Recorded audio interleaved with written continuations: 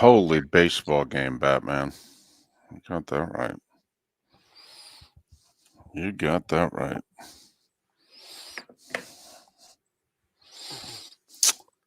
It ended just before 3 a.m. Like 10 to 3.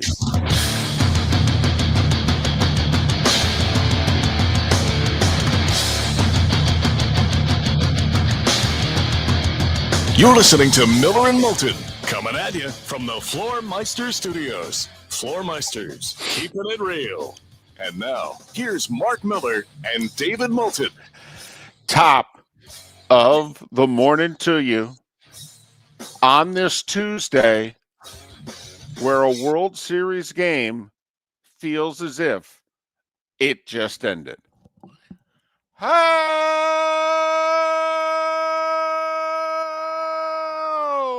the heck are you, Miller and Moulton? MillerandMoulton.com. Miller_Moulton on X. Mark, I made a big mistake last night. You did?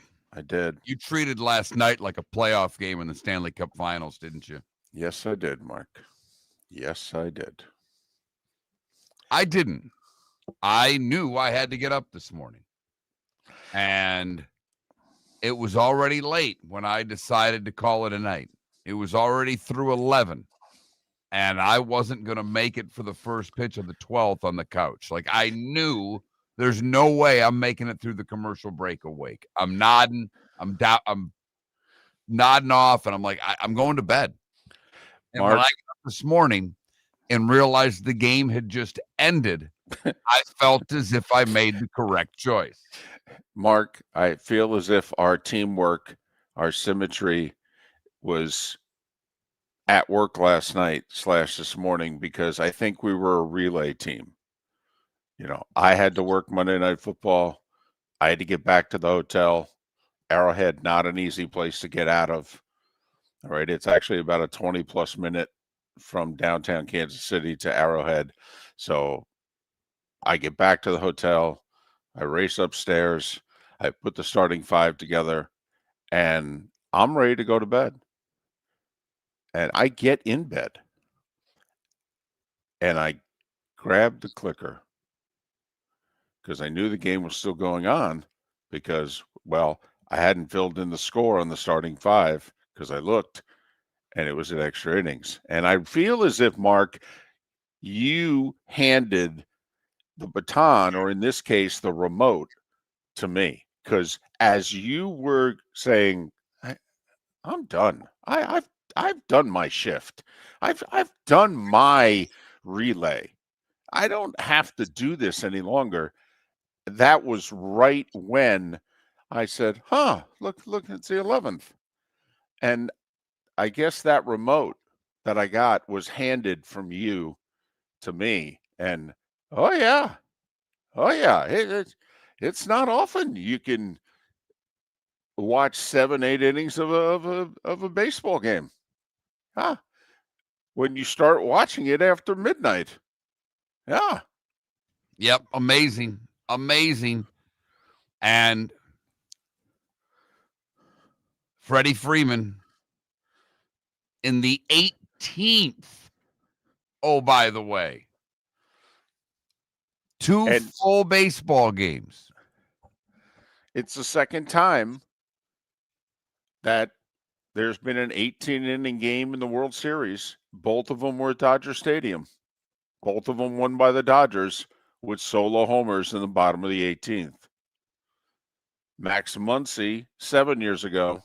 Freddie Freeman a little over 3 hours ago. Oh, my goodness.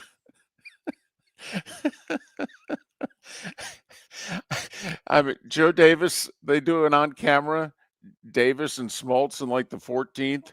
Smoltz goes, I have no room to keep score anymore. Jay Davis says, I'm losing my voice. I'm sucking down these lozenges. Okay. And John's like, well, that's okay. Just, we've got the pictures. I mean, they were getting punchy tired, and, you know, what else are you going to say? And just, I remember watching a Mets game that went 19 innings one time, and Tim McCarver ordered food over the air and hoped someone in Atlanta would deliver the food to the old Fulton County Stadium, and they did. Yeah, I've told it before, but when I worked for the Tampa Bay Lightnings at the time, AAA affiliate, the Atlanta Knights, we played for a title, and we went triple OT in Fort Wayne. And we were doing TV. And it was, Right. 2:30 in the morning when we finished the damn game or whenever the hell it was. And it just seemed to last forever. And I can't even imagine, I can speak of where Davis and Smoltz were. I can, because as a broadcaster, you're mentally drained from doing that. I have no idea, particularly in a game like baseball, because a game like hockey, players just keep playing. Baseball is the combination of physical and mental, that those players, particularly the pitchers, have to just be exhausted today. Oh, yeah, by the way, game 4 tonight at 8. And the guy who's pitching for the Dodgers in game 4, Mark, had another historic night in which his first 4 times up, he hit 2 doubles and 2 home runs. So the Jays, the next 5 times he came up, just held up 4 fingers and sent him to first base. And it did not matter the circumstance. No outs, 1 out, 2 out, runners on base, runners not on base. The Jays did not care. He came to bat, and they just held up 4 fingers and sent him to first base. Right. 9 plate appearances, reaching base 9 times. I know they said when he had reached base 7 times that no one in a baseball playoff game had ever reached base 7 times before. So then the Jays walked him 2 more times. So much for that Ohtani playoff slump, everyone. Right. Anybody that was complaining and, Ohtani, shut up. Yeah, he's pretty good. He's pretty good. Yes, he is. The Jays are kicking themselves that they didn't walk him 6 times, because it was 5-4 Jays in the 7th, and he had already had 2 doubles and a homer, and they pitched to him again, and he proceeded to hit the game-tying homer. Not only did they pitch to him, they threw a high strike. That one just hung there. That was a pitch that he just tattooed.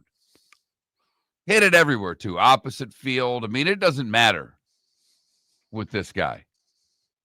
What a stroke. What a game. 18 innings. I'd like to say that's it.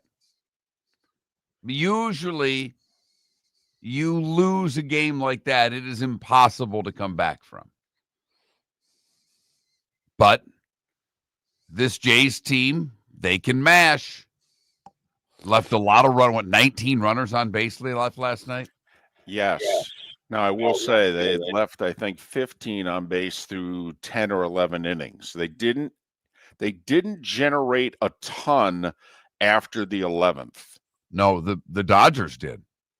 Yes, the Dodgers seemingly had chances in the extra innings. Yes, ducks all over the pond. Yes, and could not drive them in. And not only that, Mark, hit 3 balls to the wall. And they talked about how, at night temperature drops 25 plus degrees and the ball does not carry at Dodger Stadium at night. And we all, if you watch baseball, we all kind of know when a guy gets one and it's like, oh, that's gone. And when the players are reacting, like, oh, that's gone. And then when the ball dies on the warning track and everybody's looking around going, oh, boy. So that's why for Freeman to hit a home run, Freeman had 2 of those 3 balls that died just in front of the wall. And this one got over the center field wall, the deepest part of the park. And there was a storyline that was playing out is that the Dodgers and the Jays also, but the Dodgers earlier in the game, Mark, in the 15th inning, the Dodgers put their last pitcher in the game. Now, the Jays didn't put their last pitcher in the game until the 17th. So the Dodgers had a guy who hadn't pitched in a month.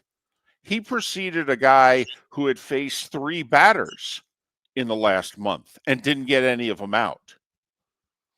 And that guy gets 2 scoreless innings. And then Will Klein, Mark, had never pitched more than an inning in any appearance in the majors. He had never thrown so much as 30 pitches in an appearance in the majors. Throws 4 scoreless innings and throws 72 pitches.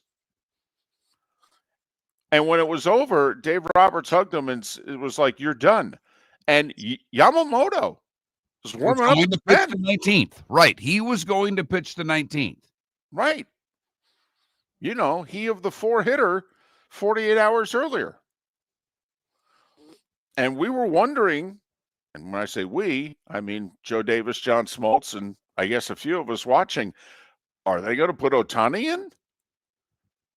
Because that's what the Jays were prepared to do. If the game kept going and their last pitcher tired, they were putting their game 4 starter on the hill. So obviously, 19 pitchers used, 10 by the Jays, 9 by the Dodgers. Most ever. Yeah, the other way around. Yeah, but right. So we know tonight there are not a lot of bullpen arms. This could be a look at, and I know Ohtani pitched well the last time out. Don't you just bet the over tonight? Yes. Yes. Absolutely. And not only that, blindly you just bet the over, right? And 4 of the Dodgers pitchers, Mark, 4 of the 10 only got 1 out. So they had 6 pitchers go 16 2/3, and they had 4 pitchers go an inning and a third. One of them was Kershaw. You had just gone to bed. And in the top of the 12th, the guy who's in the game was tiring, and he loads the bases with 2 outs. And with Vlad Jr. on deck, a left-hand hitter comes to the plate, and Roberts calls on Kershaw, who had never thrown a pitch beyond the 9th inning in his career before. And on a 3-2 pitch, he throws a slider, which would have been ball 4, and the guy meekly grounds out to second. And you literally wonder, and Joe Davis said it, is that the last pitch and the last out that Kershaw will ever get? 18 innings full, and the Dodgers take a 2-1 lead in the series. David Samson to talk about it today. Pat Kirwan to talk NFL on Miller and Moulton. American Paint Supplies is your one-stop shop for all your coating needs and has been for 30 years. American Paint Supplies is also your #1 Festool dealer in Southwest Florida. If you are a builder, cabinet maker, painter, or power tool enthusiast, Festool craftsmanship can be found at American Paint Supplies. Celebrating 30 years of service, and Festool is celebrating 100 years of excellence. Come to American Paint Supply for a perfect pairing of service and expertise on 6100 Shirley Street, Naples, off of Pine Ridge, or online at AmericanPaintSupplies.net. Let's talk the big differences between Floor Meisters and the big box store that sells flooring. Floor Meisters is family owned. They do flooring, not doors, nuts and bolts, or weed killer. They specialize in it. They know it.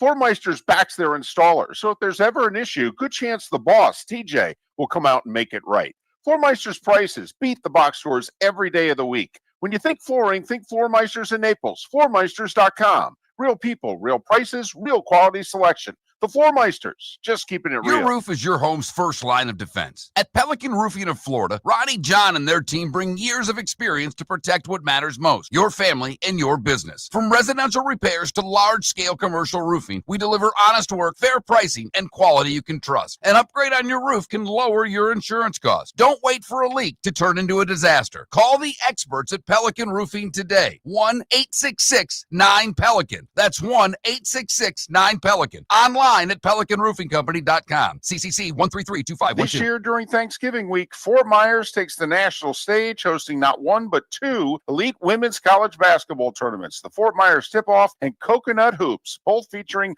Power 4 teams and nationally ranked programs. Few places in the country can showcase this level of talent. We're proud that Fort Myers is one of them. Don't miss your chance. For tickets, go to visitfortmyers.com/basketball.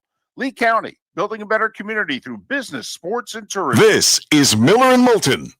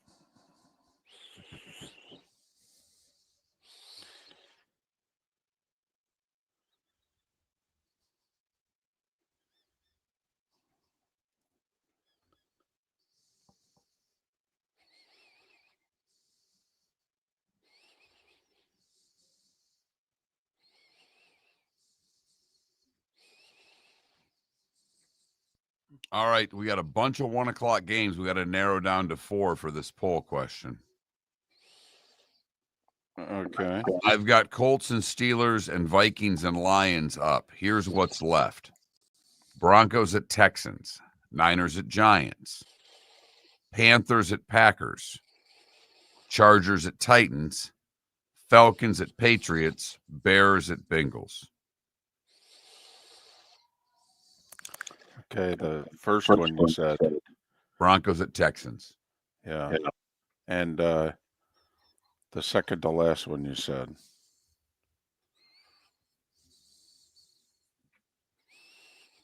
Falcons, Patriots. Yeah.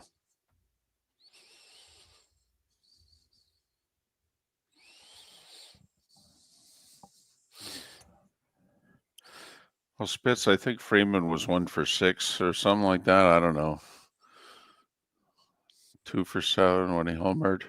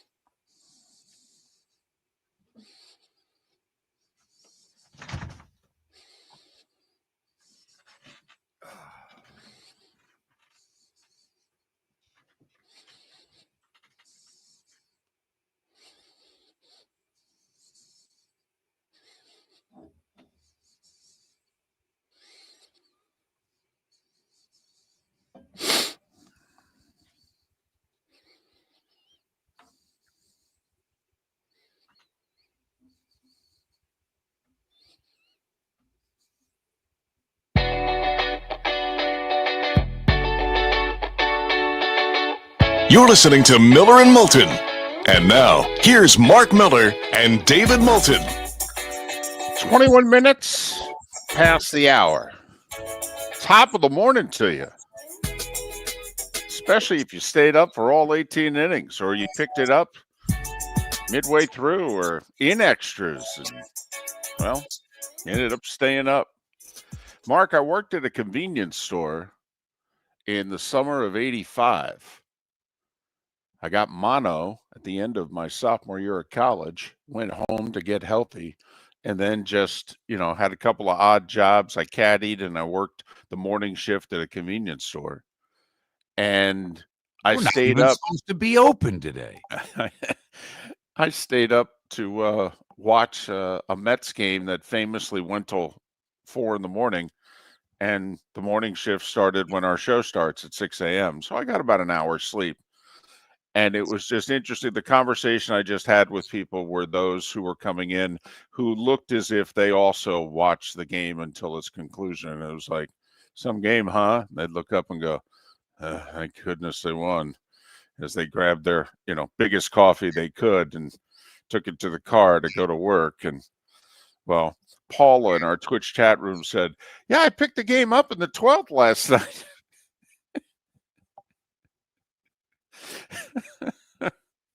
You still had 2 more hours. Right. 6.5 hours. Oh, 6.5 plus. Yeah. By the way, wasn't the longest game. The other 18-inning game that David referenced, 4 years ago? 2018. 7 years ago. 2018. I'm sorry. The years all run together, David. Yeah. 2018. That's 7 years ago, not 4 years ago. It's 2025. Thank you very much, you moron. And I'm talking to myself right now. Mark, let's face that one went over 7 hours. Mark, there's a lot of facts and figures between the two of us today that are going to become intertwined and are going to be wrong. And there's no sense correcting us on the Twitch and YouTube chat. Come on. We get a mulligan today.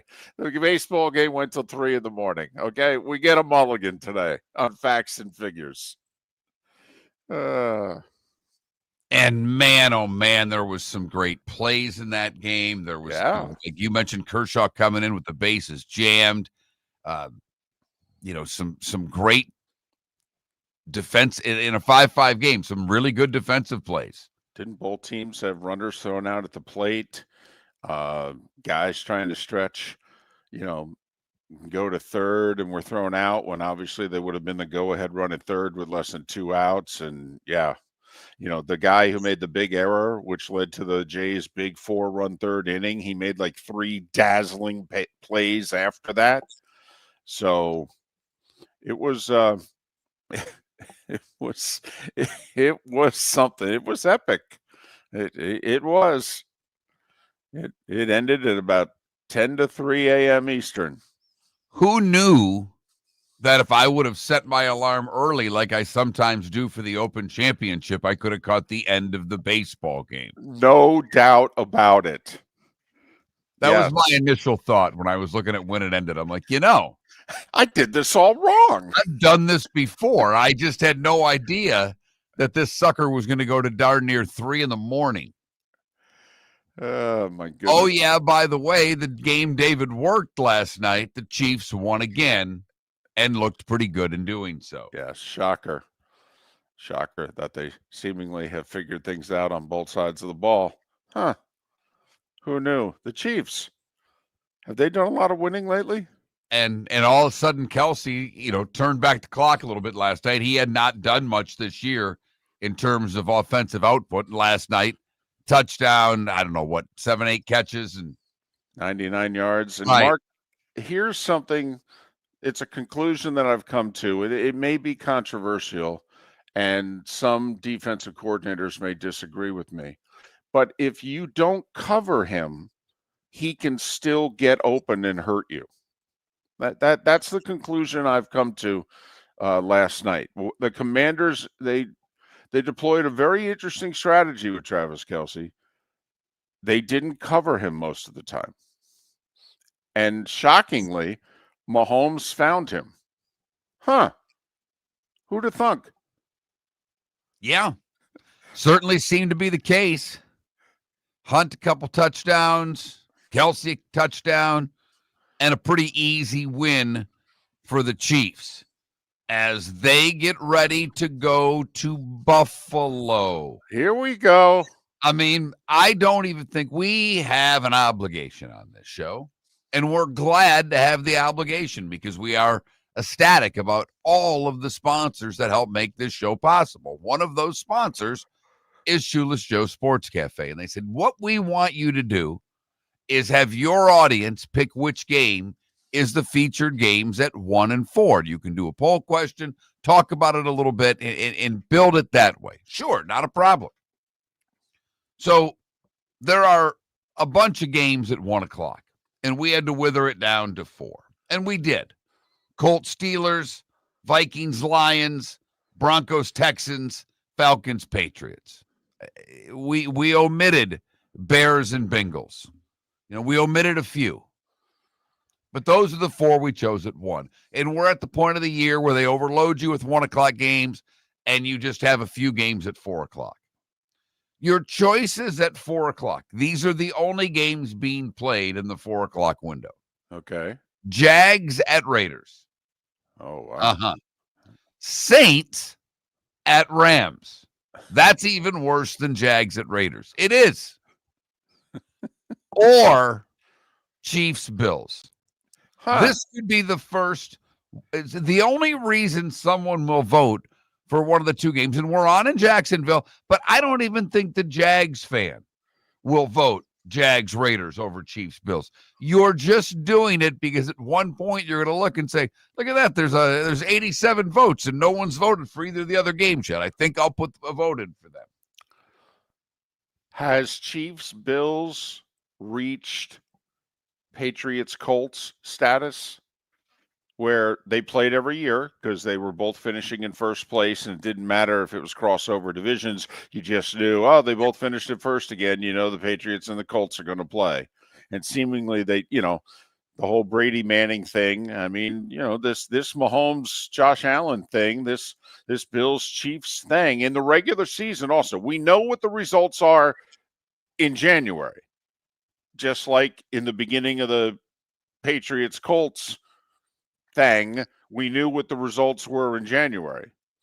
And then eventually the Colts turned that around a couple times. And also Peyton got the better of Brady in Denver once in an AFC championship game. But just wondering, is this now our Brady versus Manning, Bills versus Chiefs? David, if we take away those 13 seconds, it might be. I mean, to me, you're right. Bills have had some success in the regular season. They haven't had any in the postseason, David. No, they haven't been. Not a damn bit. And I know there are a lot of Bills fans that listen to this show, and I am not doing this to pick on you. Not the way that I pick on the Maple Leaf fan. That's fun to me. Bills fan, for whatever reason, I've got a soft spot for you. I do. I don't know if it goes back to Brett Hall being in the crease. It probably does. Wow. Goes back to 99, huh? Yeah. I wasn't losing 4 in a row. That's when I said, really? You're not going to at least give them the opportunity to finish this game that shouldn't be over yet? I was going to say, and that game was what, triple overtime? Yeah, it sure was, or at least double, David. Yep. I was going to say that game was trying to rival last night's Dodgers-Jays game. And that's when I started having sympathy for the Buffalo fan, because that just wasn't fair to me. There's sometimes you get jobbed in a game and you go, oh, man. But when you call something a certain way for 8 months and then decide not to call it the same way, that was probably the spot. But when I look at the Chiefs and the Bills, until Buffalo can do something in the postseason, I don't know how much I care what happens Sunday. All right. But at the same time, with the Patriots and Broncos each leading their respective divisions, This is a big game for these two teams. So that's our Shoeless Joe Sports Cafe poll question, the starting five. That's what we do next. Football season is back, and celebrate your game day with Jimmy the Beef Guy. We're talking tender, juicy Chicago beef sandwiches. Whether your party's for 10, 100, or 200, bring game day to your house with Jimmy the Beef Guy. The catering packages come with the beef, the gravy, the peppers, the bread, everything you need. 2 convenient locations, Fort Myers and Bonita Springs. Skip the ordinary and bring the beef. Jimmy the Beef Guy, Chicago flavor, Southwest Florida style. Call today or visit jimmythebeefguy.com. Tell him Miller and Moulton sent you. Let's talk the big differences between Floor Meisters and the big box store that sells flooring. Floor Meisters is family owned. They do flooring, not doors, nuts and bolts, or weed killer. They specialize in it. They know it. Floor Meisters backs their installer, so if there's ever an issue, good chance the boss, TJ, will come out and make it right. Floor Meisters prices beat the box stores every day of the week. When you think flooring, think Floor Meisters in Naples. Floormeisters.com. Real people, real prices, real quality selection. The Floor Meisters, just keeping it real. Got a cracked window or foggy glass? Don't wait for the next storm to make it worse. Your local Glass Doctor Home and Business is just down the road and ready to help. From leaky frames to shattered panes, we've got the tools and the know-how to get your home or business storm ready. With flexible scheduling and our done right promise, you'll be in good hands. So before or after the weather hits, call your neighbors at Glass Doctor. Glass Doctor, Glass Doctor. Call the Glass Doctor, we fix your pains. Oh yeah! Your roof is your home's first line of defense. At Pelican Roofing of Florida, Ronnie John and their team bring years of experience to protect what matters most, your family and your business. From residential repairs to large-scale commercial roofing, we deliver honest work, fair pricing, and quality you can trust. An upgrade on your roof can lower your insurance costs. Don't wait for a leak to turn into a disaster. Call the experts at Pelican Roofing today. 1-866-9-PELICAN. That's 1-866-9-PELICAN. Online at pelicanroofingcompany.com. CCC 13325. This is Miller and Moulton.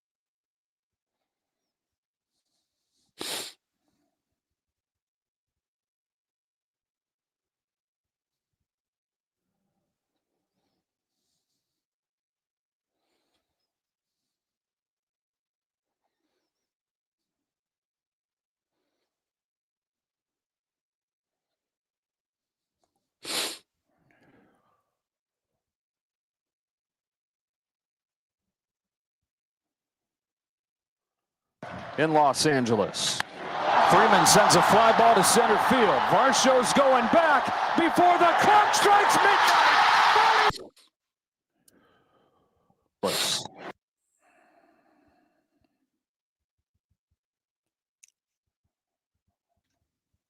There you go. I even have sound for you, David.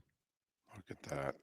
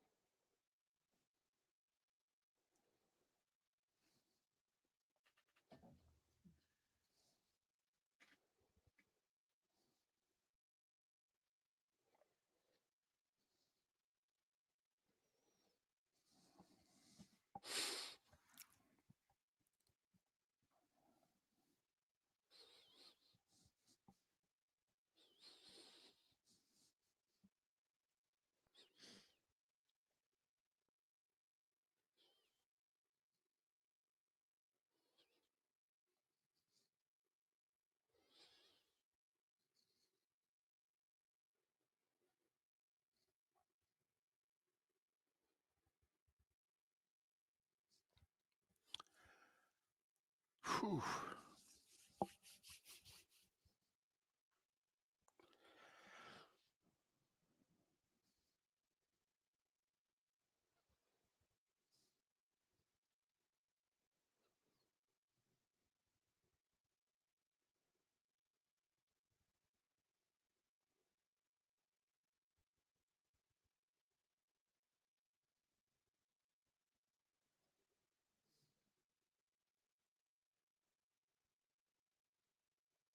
Yes, Spitz.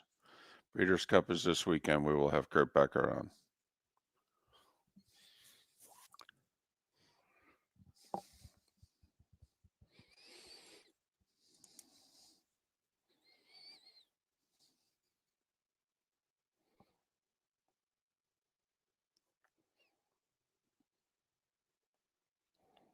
And this is the weekend, right? We gain an hour sleep.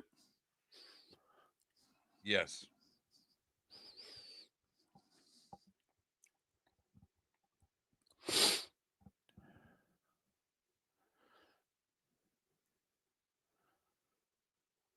How far away is your hotel room? Oh, good bit. I mean, we're like between St. Augustine and Jacksonville. That's closer than I thought you'd get. That's not bad. No, I got these rooms a long time ago. Gotcha. My mom has a timeshare that she's part of. Oh, It's okay. these Blue Green Resorts. And so I'm like, Mom, what do you think about giving Jake and I a weekend? And so she booked that. She booked that before I asked you for tickets. I got the room, and then I said, hey, do you know anybody? I almost was going to hit up JP for parking. And I'm like, I'll just buy the parking. I'm not that cheap. So I bought parking yesterday. Okay.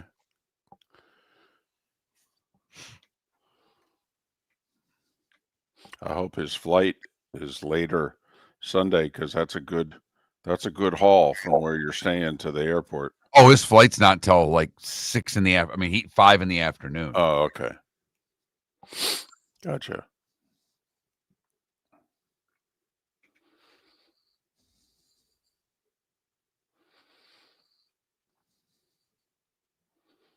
You flying out of Jack's?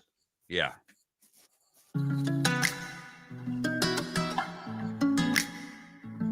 Welcome back to Miller and Moulton. Text the guys what's in your mind at 21,000. That's 21000. And now, here's David Moulton. 22 minutes until the top of the hour. Pat Kirwan will join us to talk all things NFL.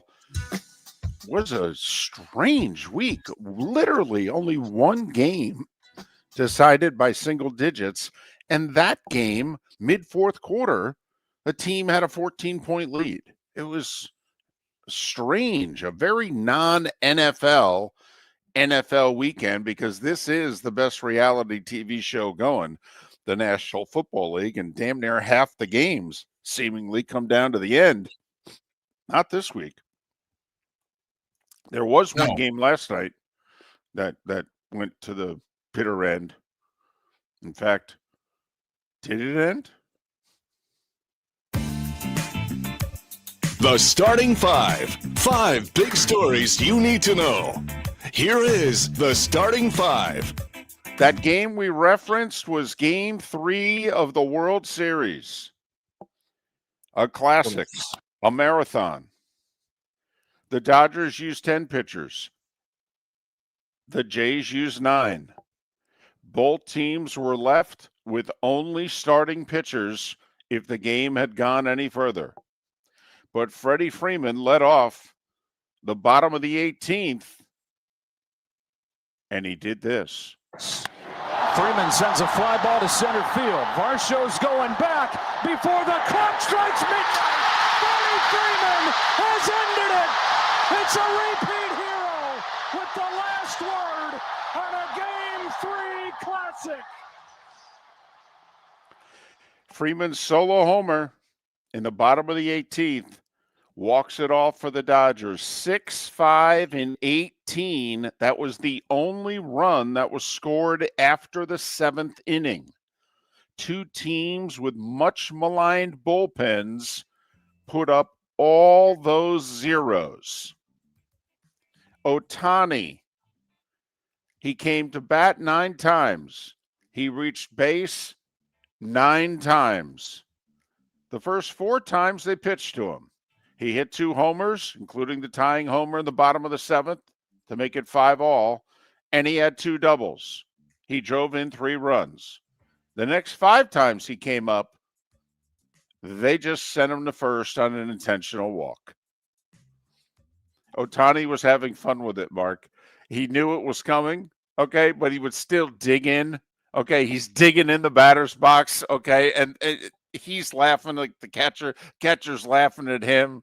Okay, going, we've already sent you to first, and Ohtani's looking at him like, no, man, I'm getting ready to hit. Okay, and then I got to go to first, huh?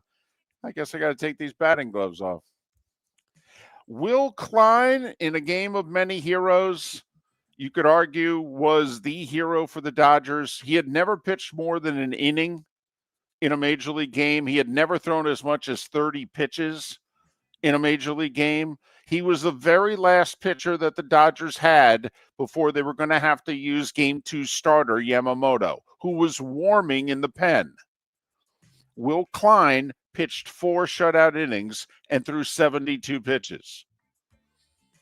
And then Freeman homered, so we didn't have to go to the 19th. Dodgers lead the series 2-1. Oh, by the way, that Ohtani guy is the starting pitcher for the Dodgers tonight. Something of note, in extra innings, he was running the bases, and he pulled up, and he said he had a cramp. We'll see. Well, Springer left the game with after he injured himself with a swing in the 7th. Yep, and So, boy, was that a bat that was missed, Mark? How many times that bat, they came through the top of the order, and instead of having Springer there, it was his replacement, who was not George Springer. Yeah, that was missed, and that's could be a big setback. So we'll pay attention to both Ohtani and his cramp in his leg, and whether or not Springer can also give it a go for the Jays. And even Bichette, they pulled for a pinch runner, and he was hitting the ball. And I know he's just coming off injury, but those are 2 bats for Toronto that didn't see any of game 3.5. They played all of game 3 for the most part, but as we got into extras, neither of them played. No, because I think they pulled Bichette after the 7th, and they didn't score a run again. Orioles hired a new manager yesterday. Craig Albernaz is his name. He had been the bench coach, or technically he was given the title of associate manager in Cleveland for the last 3 years. He turns 43 on Thursday. Dodgers shortstop Mookie Betts, still strange to call him a shortstop, considering he's a Gold Glove right fielder. Oh, yeah, and he's a finalist for the Gold Glove at shortstop. I mean, just think about that. How many right fielders are Gold Glove right fielders and who in a pinch can move to the infield, the middle infield, and be a finalist for a Gold Glove? Are you serious? Anyway, Mookie Betts won the Roberto Clemente Award for his humanitarian work, which is baseball's equivalent of the Walter Payton Award. Baseball Commissioner Rob Manfred, Mark, sounded optimistic about Major League Baseball players participating in the 2028 Summer Olympics in Los Angeles. He sees it as extending the All-Star break and making it 11 days long so that they'd play the All-Star game and then they'd go right into the Olympics. And baseball, obviously, a pretty international game.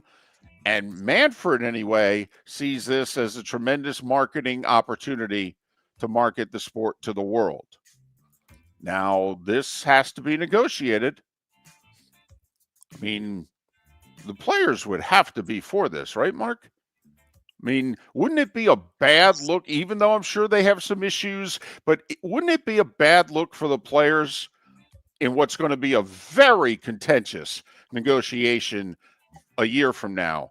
Wouldn't it be a bad look for the players if baseball wants to let them represent their countries in the Olympics and the players have an issue with it? David, I mean, I agree, but Rob Manfred shouldn't be talking about the 2028 Olympics. He should be talking about the 2027 regular season. Right. He was just asked about it, though. I understand. Get to work. Well, there's no doubt. I mean, please start talking now, okay? Thank We all do what you got to do, but you've got all this quote unquote momentum in the sport. This is real momentum. This is momentum. The sport is doing well. The TV numbers are good. Attendance is great. Local TV numbers have never been better. Young people are watching the sport. This is real live momentum. Right. This isn't football game momentum that's fake, David. This is momentum. Right. And so, of course, they're going to shut the sport down in a year.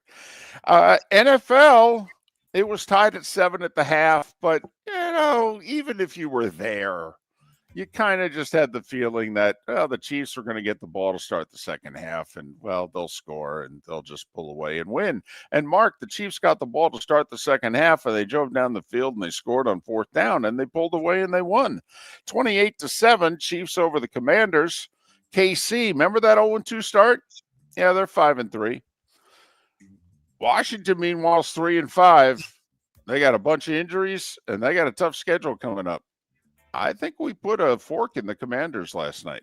I know that's dangerous to do, but it felt like putting a fork in Washington last night. Mahomes threw for just under 300 yards and 3 touchdowns. Other NFL news, Ravens expect Lamar Jackson to start Thursday at Miami. Obviously, with what happened late last week when the Ravens were saying that Lamar was a full participant in practice on Thursday and on Friday, and then announced Saturday he was not playing against the Bears, that, the Ravens trying to get out in front of it now, and hopefully this time they're accurate. But Thursday Night Football, it'll be Lamar, who's a South Florida man, taking on the Dolphins in Miami. Vikings quarterback Carson Wentz. Mark, he looked in pain last Thursday night. Yeah, so much so, that people were actually giving Herb Street a hard time about Wentz having to suck it up. And they're like, this guy's, he was getting crushed for it. Looked like the crushing was justified, because what do we now know about Carson Wentz? Well, Mark, he played the game. This injury did not occur during the game. Apparently, he played the game with a torn left labrum and a fractured shoulder socket. Yikes. Man, we all have our opinions about Carson Wentz. You can't say he's not tough. He's going to have left shoulder surgery, and he's out for the year. And you got to wonder, quite frankly, will he just call it a day? He's gone through a lot in his career, and playing for the Vikings was a bit of a dream. He grew up in North Dakota. That was his team. He said when he got the start earlier this year for the Vikings that it was always a dream of his to run out of the tunnel in Minneapolis and play for the Vikings. He's 32 years old. Obviously, next year he'll be 33. It's still young enough to keep playing, but no one's going to give him a starter's job. He's been through a lot. Be curious if he has thrown his last pass in the NFL. J.J. McCarthy now expected back Sunday at Detroit. Broncos cornerback Patrick Surtain going to miss multiple games with a left pectoral strain. They've yet to put him on the injured list, but they say it's a possibility, which gives you an idea as to how many games they expect him to miss. Figure 3 to 4 minimum. Steelers haven't made it official, but they did publicly say they're going to sign wide receiver Marquez Valdez-Scantling. And there was a trade yesterday. The trade deadline is a week from today. Tuesday the 4th at sometime in the afternoon, 4 o'clock is the deadline. But the Rams picked up a corner from the Titans yesterday, Roger McCreary. They gave up a 5th rounder. They're getting a 6th rounder back, one of those type deals. So Rams making a move, and hopefully we see a lot more moves. Mark, wouldn't you expect both the Ravens and Dolphins to be active after the Thursday night game? Well, I don't think the Ravens are unloading players. The Ravens still think they may be acquiring players because they still think they're in it, and they are, for that matter, because the Steelers, we've seen what that is already, and that division is still up for grabs despite the Steelers getting off to that 4-1 start after losing 2 games in a row. So I think the Ravens will be buyers. It's whether or not, back to what Pat Kirwan said, he joins us in a little more than an hour, will they let the Dolphins trade players? If the Dolphins lose, they fall to 2-7. Would seem like a good time to sell some parts. NHL, 2 games last night. Mark, you know, the Sidney Crosby, I really like him. He's, Right. you know what? He's pretty good, David. I love his hands. Okay. He can score. He can set guys up. He can win faceoffs. I think he's going to be something. He scored a 632nd goal last night. He had 2 more assists. He's over 1,700 points in his legendary career. And the Penguins are off to a good start. Penguins are supposed to compete for the number 1 pick of the draft. Penguins are playing some good hockey. They doubled up St. Louis 6-3. And Ottawa won their 7-2-1 through 10 games. They were supposed to be 2-7-1 through 10 games.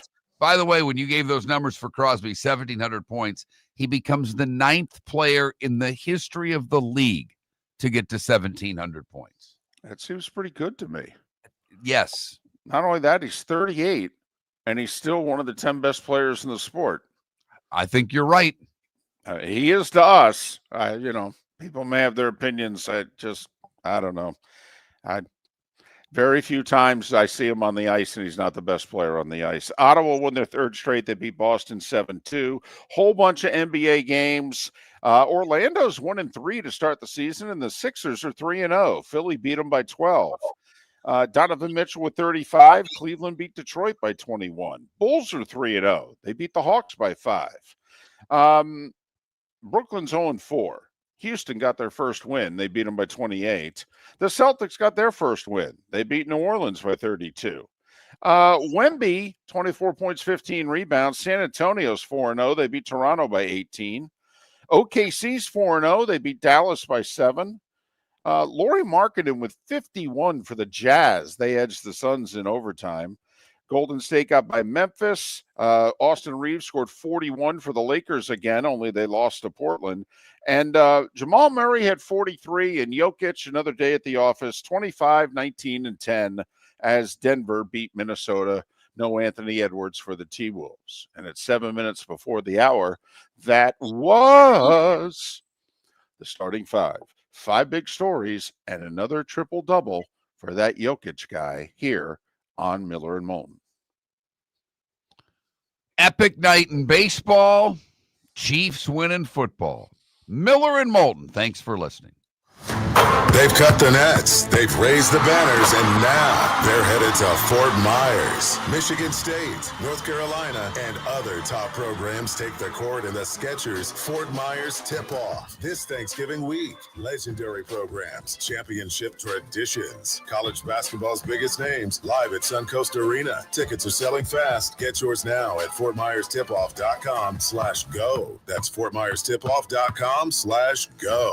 Mark Miller for Sleep Treatment Direct. They are helping me with sleep apnea. And by helping me, I mean curing me. No more CPAP machine. No more snoring. No more tossing. No more waking up exhausted. Their expert team got me the right treatment, fast and hassle-free. If you want to feel energized and get rid of your snoring, call Sleep Treatment Direct today. 444-1741. That's 239-444-1741. Sleep Treatment Direct. Sleep safe and sound. Think we only fix windows? Think again. Your local Glass Doctor Home and Business does so much more to upgrade your home. We custom build stunning shower and bath enclosures, install sleek glass doors and windows, and can bring fresh life to foggy or cracked panes. Need a glass tabletop or a statement mirror? Yep, we do that too. If it's glass and it's in your home, we're the team to call. Call the Glass Doctor, we fix your pains. Oh, yeah. American Paint Supplies is your one-stop shop for all your coating needs and has been for 30 years. American Paint Supplies is also your #1 Festool dealer in Southwest Florida. If you are a builder, cabinet maker, painter, or power tool enthusiast, Festool craftsmanship can be found at American Paint Supplies, celebrating 30 years of service, and Festool is celebrating 100 years of excellence. Come to American Paint Supply for a perfect pairing of service and expertise on 6100 Shirley Street, Naples, off of Pine Ridge, or online at AmericanPaintSupplies.net. Cape Coral Police Department is growing, and they want you to be a part of it. They're hiring new officers. Starting pay is between $74,000 and $90,000, depending on your experience. And with a $10,000 hiring bonus, you can be making $100,000.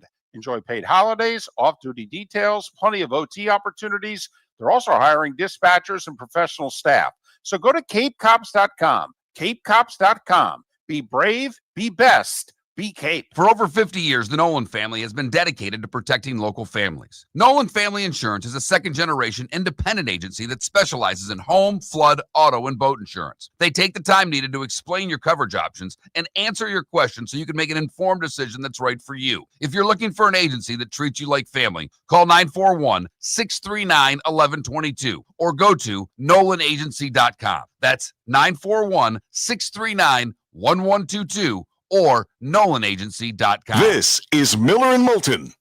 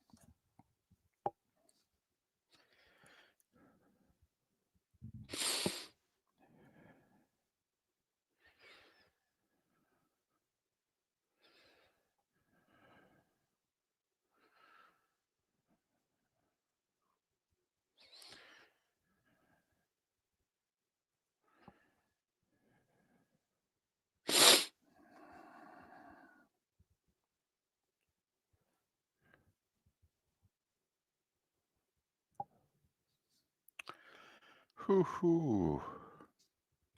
I don't disagree, RCB, at all. I don't think their drafts have been as effective as they've needed them to be.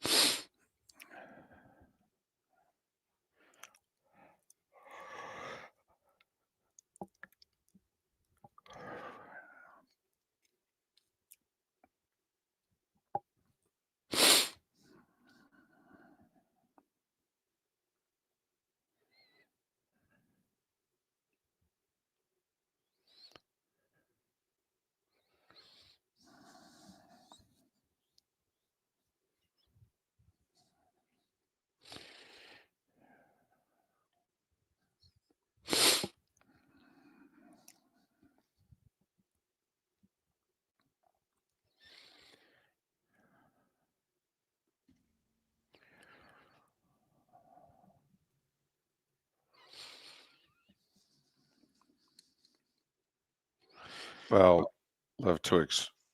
I mean, Casey obviously is good. Washington Yeah. is very banged up.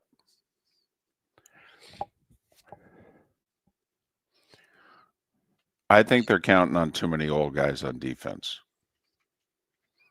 And I think they got, the last really good year from Bobby Wagner was last year. Von Miller's giving them nothing.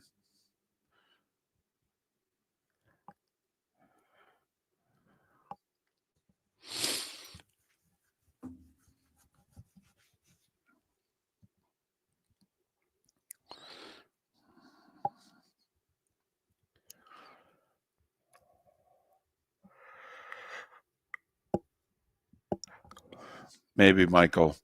I don't know. He hadn't been playing like last year so far this year. Chiefs held him to less than 50 yards in the second half. But their opportunity was early in that game. They crossed midfield all 4 first half possessions, only got 7 points.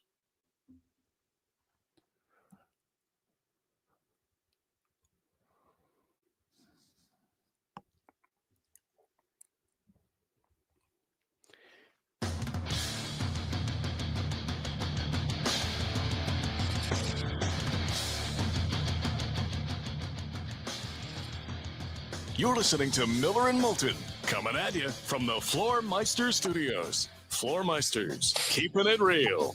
And now, here's Mark Miller and David Moulton. It's hour 2 of Miller and Moulton on this Tuesday. Pat Kirwan to join us in 1 hour to talk all things NFL. We'll talk college football coming up in a bit. An epic. And we try not to use certain words that are overused, like great and epic, too often. We draw a line in that, no, something can be very good, really good, exciting, but we try to stay away from great and epic. And last night's World Series game was epic, and some of the performances in it were great. None better than the best player in the game, Shohei Ohtani. There is no one better in baseball than that man. No. Gambling, not so good. Baseball, very good. Really good. Right. And he did start out in this postseason hitting poorly. Yeah, he scuffled for about a half dozen games there, Mark. Yeah. And then he fixed it at the end of the NLCS. Yeah. When he hit 3 home runs. Right. In the same game. In a game. Yeah, right, in a game. Right, Sorry, right. I probably should have added that. Should have finished that sentence, David. Right. Well, and last night, because people could think he hit 3 home runs in the 4-game sweep, and that in and of itself is a good series. Right. He did it in a game. Right. It just evening. Right. And then last night, 4 plate appearances in the first 9 innings, where he had 2 home runs and 2 doubles. Right. Second home run tied the game at 5 in the bottom of the 7th. Right. And drove in 3. So Right. that in and of itself is a hell of a game. Yeah, that's a good game. And the Jays said, we don't want to see your face anymore, because they intentionally walked him 4 more times and then pitched around him a 5th. 5 times. 5 walks. 5. He reached base 9 times. Right. Never Mark, been done before. Will never be done again. Mark, by the way, what was the most number of times that he could have reached base last night? 9. Huh. Wow. That seems really impressive. That OPS went up, David. I'm not sure what his velo was, but his OPS went up. Right. I just not sure either. I'm guessing that all the numbers, though, are really good. And Analytically, I would think. Oops, sorry. No, I was just going to say, analytically, Mark, I would hope that he grades out well. Yeah, what was his WAR last night? That's what I want to know. Freddie Freeman delivered the game-winning shot in the 18th, and Clayton Kershaw pitched 1/3 of an inning in the game. Yep. But it was a pretty damn big 1/3 of an inning. Funny thing was, he warmed up for like 4 consecutive innings. And Joe Davis and John Smoltz, Mark, were joking. It was either the 11th or the 12th, in which they said something about, well, Kershaw's up again, and he's obviously yet to appear. And Smoltz goes, yeah, but he's thrown at least 2 innings in the pen. And the Jays with the majority of their chances prior to extra innings. But in the inning which Kershaw came in, they had the bases jammed and obviously did not get a run in. And how about the irony? Freddie Freeman, his parents, now his mom died when he was 10, but Freddie Freeman's parents are Canadian, and he has dual citizenship. And in fact, in international competition, he represents Canada. Now, he grew up in Southern California. Dad does whatever he did for a living. He got moved there to work, and so he went to high school there and what have you. But he's proud of his Canadian heritage. And boy, did he deliver a dagger to Canada's team last night. The little things in that game that, Guerrero slide into home and slapping the bag or slapping home, basically, to get around a tag. Great throws by each team, gunning down runners. An errant throw to first base. It comes back to third to end an inning. I mean, there was just some great plays in that game and some clutch pitching moments. And we get a lot of the clutch pitching moments these days because guys strike out a lot. I thought Smoltz made a good point early in extra innings in which he said, Joe, believe it or not, when you go a couple of extra innings, he said you could go a really long time because people don't, and as pitchers, we always felt the hitters don't approach extra innings the way they approach the 9-inning game where they're just trying to get on base. And, if you pitch them away, then they'll take the base hit the opposite field. And he said, if you notice, a lot of times in extra innings, a lot of fly balls because everyone's swinging for the fences. And Mark, there was a moment in the game in which the Dodgers had made 21 of 22 outs in the air. They were either strikeouts or flyouts. That literally there was a 7-inning stretch where the Dodgers only had one out in the infield. So is it over? Does that game, in your estimation, end the World Series? No. No. Mm-mm. Now, for the record, David and I both picked the Dodgers to win. Right. And we both picked them in 6. But no. I mean, last night's game was an aberration for so many reasons. Mark, the weakness of both teams is get to their bullpen. I mean, if we say to the Jays, we'll give you a tie game in the 7th, the Jays would go, we'll take that every night. Every night. And especially, Mark, when the Dodgers brought in their closer in the 8th and he pitches 2 innings. I mean, if you're Toronto, okay, not only is Glass now out of the game, obviously, but their best reliever by far is out of the game when the extra innings start. You had to love your chances when they went to the 10th with Sasaki out of the game. And he gave up some base runners, so he didn't pitch, he pitched long innings. So I don't know what who knows right what availability is tonight. And remember, it's 2-3-2. Right. There's not going to be a day off here for a while. So these worn out bullpens, well, there's no rest for the weary tonight and the following night. And remember, Toronto just needs one. They just need one to get it back home, and then anything can happen. And Mark, I think you're hitting on it. Like Ohtani, what if he gives them 5 1/3 tonight? Well, then they got to get 11 outs. Who are they going to get them from? Is Sasaki even available tonight? Ironically, as you talked about him warming up and Smoltz made the comments of how many pitches he threw in the pen, Kershaw only pitched a third of an inning. Right. Do they go back to Kershaw in the pen tonight? I don't think they want to pitch Kershaw. I honestly believe, and Smoltz kind of alluded to it, and so did Joe Davis, that Dave Roberts, first off, didn't want Kershaw's career to end being inactive for the World Series. number one. So that his roster spot is a bit sentimental. But Joe Davis, who does Dodgers games, I mean, he replaced Vin Scully doing the Dodgers. I mean, so he knows that team intimately. He did say last night that, Dave Roberts wanted to get Kershaw into the World Series, but he didn't want him in a bases loaded 2-out spot in the 12th. He wanted him, if they were up like 6 runs, to come in and pitch a ceremonial inning.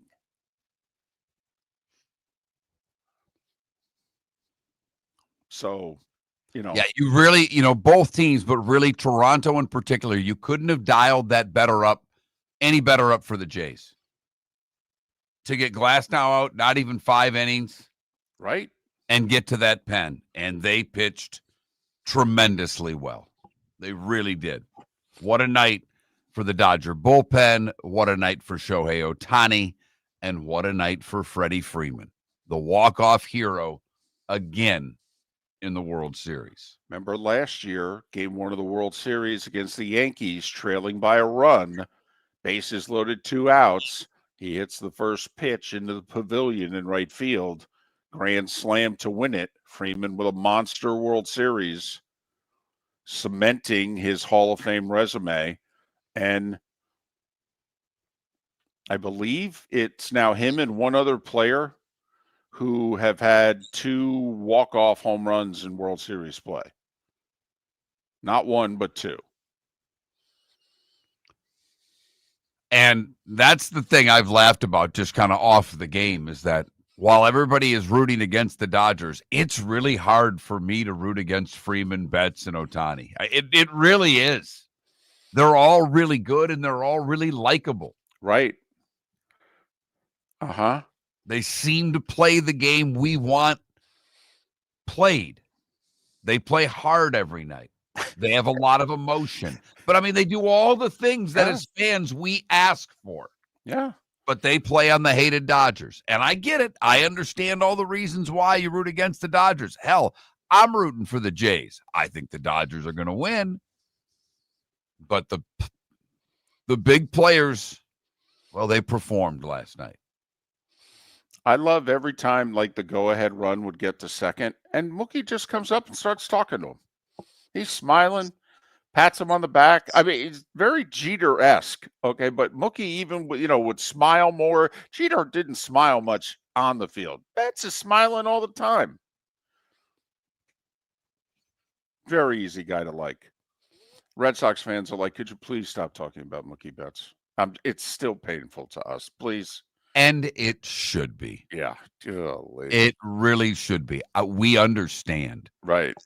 It's not your fault, but I know, David, as sports fans, we have become brainwashed in the last, I don't know, however many years.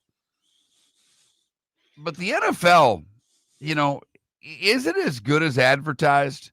I want to discuss that when we come back. Miller and Moulton. American Paint Supplies, celebrating 30 years in Naples, is proud to be the exclusive Farrow & Ball dealer in Southwest Florida. The best thing to come from the UK since the Beatles, Farrow & Ball has the colors and paints at American Paint Supplies. See why all the designers and painters choose Farrow & Ball. For 30 years, American Paint Supplies provides the perfect pairing of service and expertise on 6100 Shirley Street in Naples off of Pine Ridge, or online at AmericanPaintSupplies.net. American Paint Supplies is your one-stop shop for all your coating needs. Let's talk the big differences between Floor Meisters and the big box store that sells flooring. Floor Meisters is family-owned. They do flooring, not doors, nuts and bolts, or weed killer.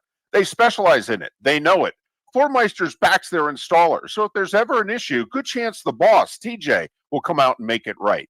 Floor Meisters prices beat the box stores every day of the week. When you think flooring, think Floor Meisters in Naples. FloorMeisters.com. Real people, real prices, real quality selection.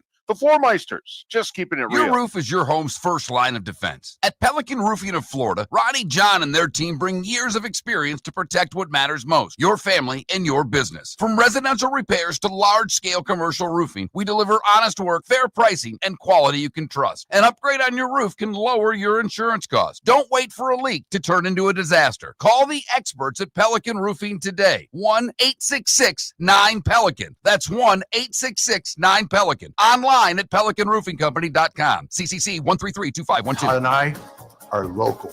We're involved in our community. We live here, we work here, we're in our showroom every day. We love working with our guests. We love giving back to our community.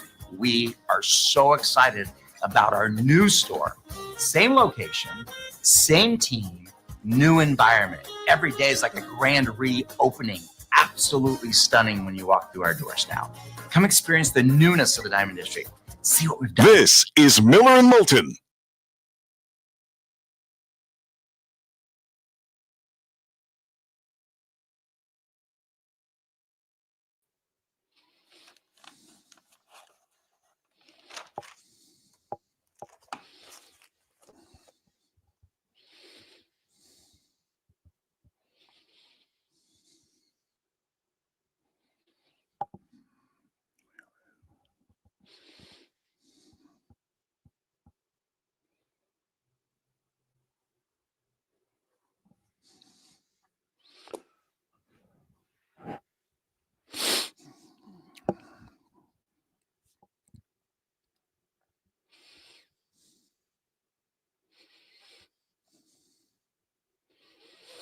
Well, and Puck, believe me, the Dodgers hit 3 balls in extra innings that would normally have left the yard, but the cooler air kept it in the yard.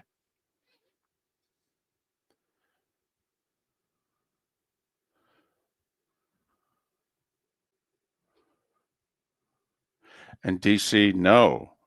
First off, I don't think they'll start the game by walking Ohtani.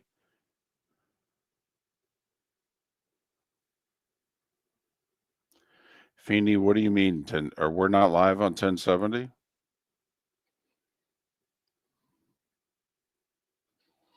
Because they just emailed me the other day. The post gamer from Roberts is fantastic. They've got the whole audio of him talking. And someone yells out, "Our starting pitcher got on base 9 times." Johnny starts doing the windup in the clubhouse.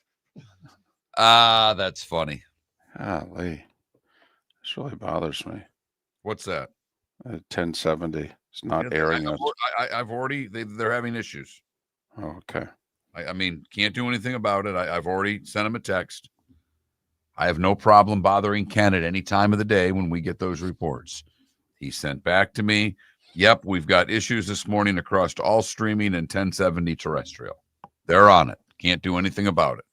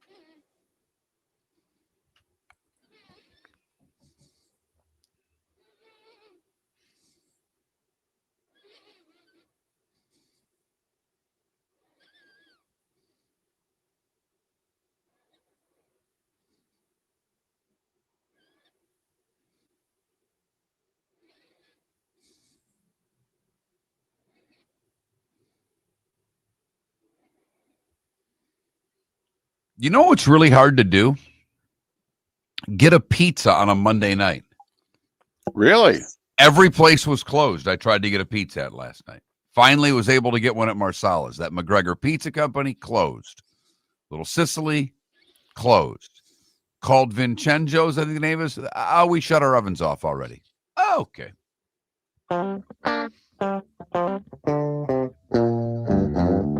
You're listening to Miller and Moulton. And now, here's Mark Miller and David Moulton. 21 minutes past the hour. Pat Kirwan to join us in 40 minutes time to talk all things NFL here on Miller and Moulton after a classic, epic, great baseball game last night. Dodgers in 18 innings, winning 6-5 on a Freddie Freeman walk-off homer, leading off the bottom of the 18th. How many of you actually watched last night? The Pelican Roofing of Florida text line is open. Pelican Roofing of Florida, 1-866-9-PELICAN. That's the number, statewide, residential, commercial. But we'd love to hear from you. The text line is open at 21,000. If you've not texted the show before, the keyword is Miller. Text Miller to 21,000. Then we'd love to hear your thoughts. But how many of you watched a little baseball, a lot of baseball, switched after the football game was over and stayed up very, very late? Curious to see the audience for baseball because, you know, David, the NFL, that's the league. Got to talk about the NFL. We talk football on this show, and if we don't talk football, people get mad. God forbid we talk the association, they yell at us. We haven't been yelled at a whole hell of a lot this morning for talking baseball, and I think that's a good thing. But the NFL for 2 weeks now has given us nothing. Not a damn thing. 2 weeks ago, we had a good Thursday night game. Cincinnati beat Pittsburgh.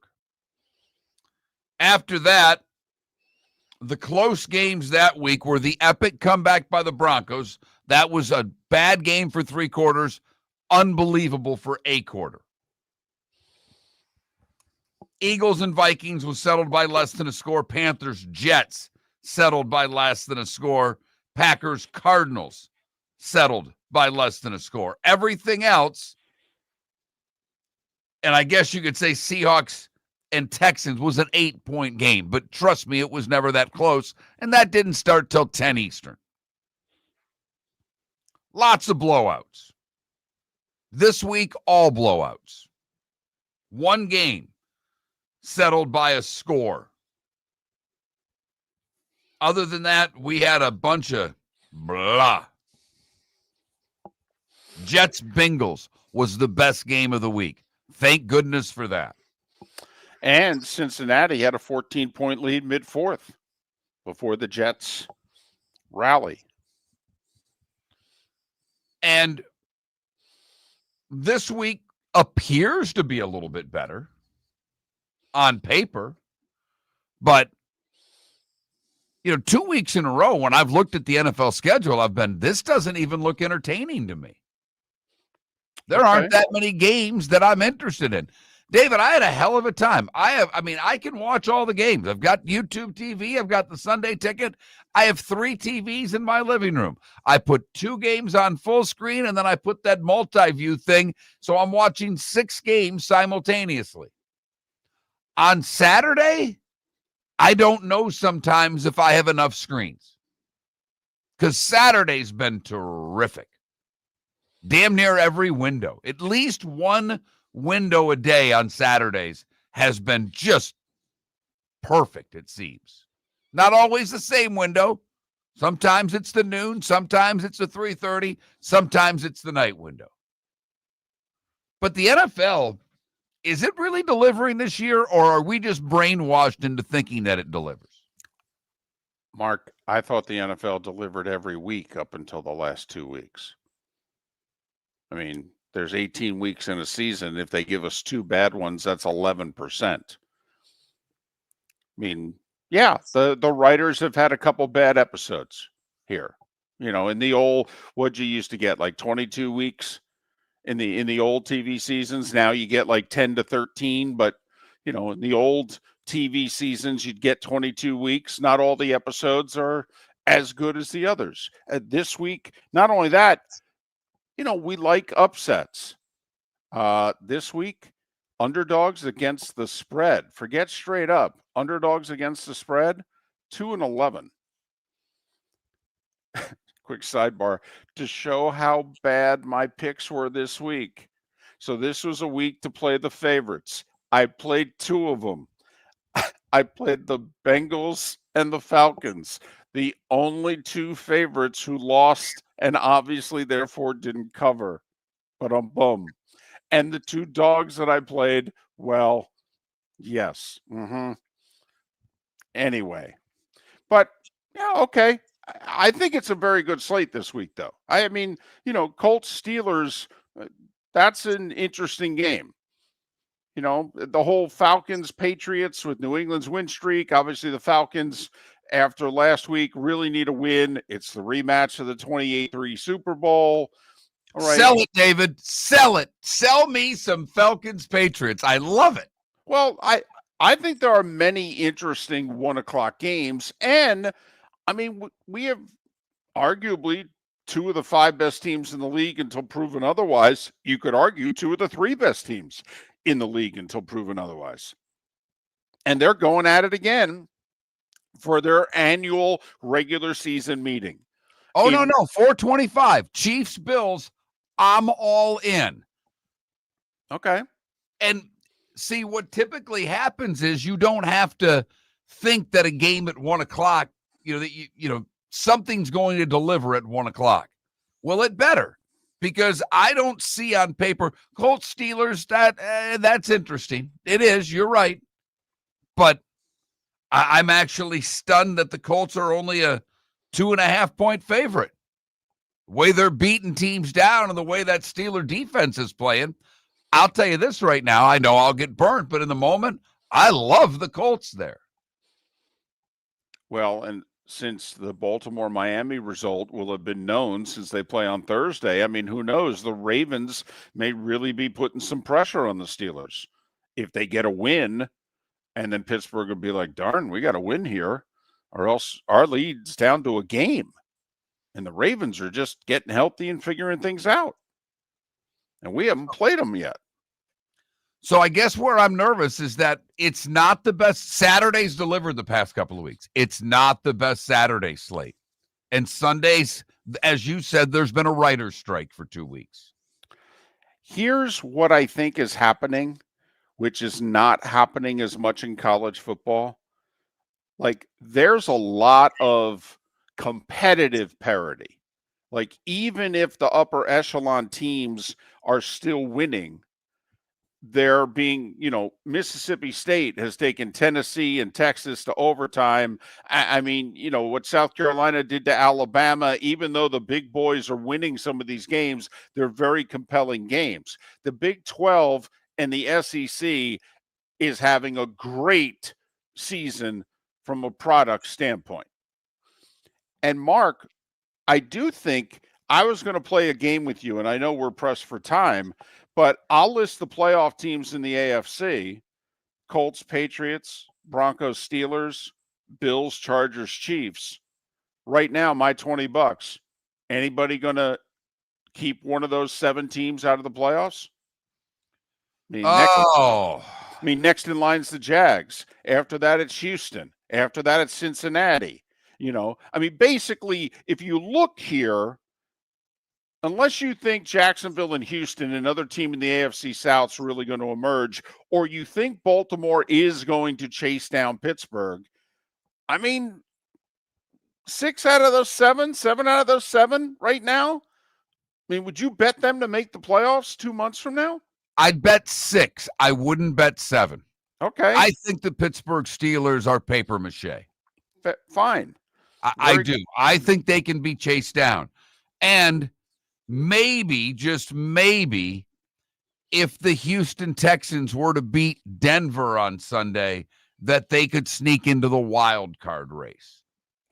Okay, and very quickly in the NFC, all right, Packers, Eagles, Bucks, Lions, Seahawks, Rams, 49ers. I mean, are you going to bet on the Bears, Carolina, Dallas, Atlanta, Minnesota to jump up and grab a playoff spot? Or is the NFC 7 basically set? That's what I'm worried about. That's the point that I was getting at, and I'm glad we played the game to finish off this segment on Miller and Moulton. MillerandMoulton.com. For over 50 years, the Nolan family has been dedicated to protecting local families. Nolan Family Insurance is a second-generation independent agency that specializes in home, flood, auto, and boat insurance. They take the time needed to explain your coverage options and answer your questions so you can make an informed decision that's right for you. If you're looking for an agency that treats you like family, call 941-639-1122 or go to NolanAgency.com. That's 941-639-1122 or NolanAgency.com. Let's talk the big differences between Floor Meisters and the big box store that sells flooring. Floor Meisters is family owned. They do flooring, not doors, nuts and bolts, or weed killer. They specialize in it. They know it. Floor Meisters backs their installer, so if there's ever an issue, good chance the boss, TJ, will come out and make it right. Floor Meisters prices beat the box stores every day of the week. When you think flooring, think Floor Meisters in Naples. FloorMeisters.com. Real people, real prices, real quality selection. The Floor Meisters, just keeping it real. American Paint Supplies, celebrating 30 years in Naples, is proud to be the exclusive Farrow & Ball dealer in Southwest Florida. The best thing to come from the UK since the Beatles, Farrow & Ball has the colors and paints at American Paint Supplies. See why all the designers and painters choose Farrow & Ball. For 30 years, American Paint Supplies provides the perfect pairing of service and expertise on 6100 Shirley Street in Naples off of Pine Ridge or online at AmericanPaintSupplies.net. American Paint Supplies is your one-stop shop for all your coating needs. It's the event everyone will be talking about when college basketball's biggest names take the court in Fort Myers. The Michigan State Spartans and the North Carolina Tar Heels headline the 2025 Skechers Fort Myers Tip-Off. Witness the excitement live and in person this Thanksgiving week at Suncoast Arena. The stage is set. Will you be there? Lock in your spot now at FortMyersTipoff.com/go. That's FortMyersTipoff.com/go. See you Thanksgiving week at Suncoast Arena. This is Miller and Moulton.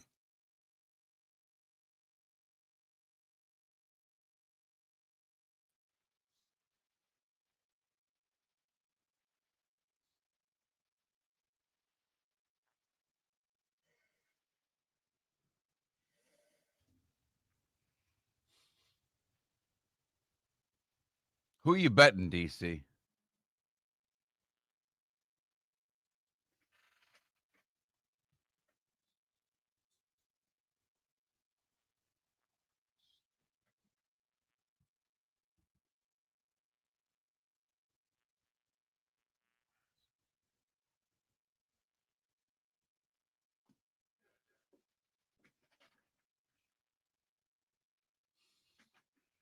DC, how many wins for your Vikings at the end of the season? We'll start there.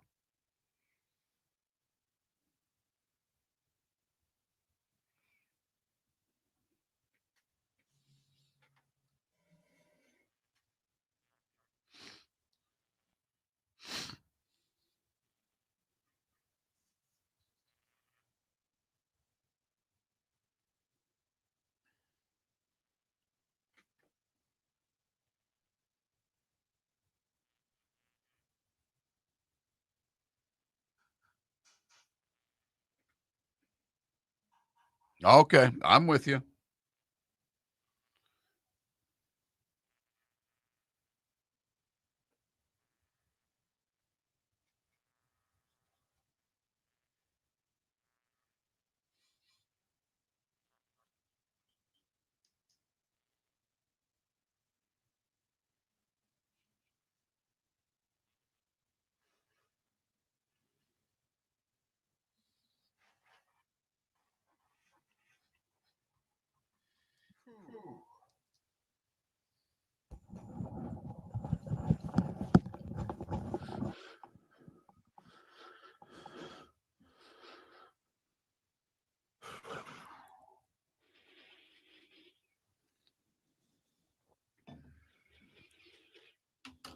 David, today is National Chocolate Day if you want to bring home your wife some of her favorite vegetables.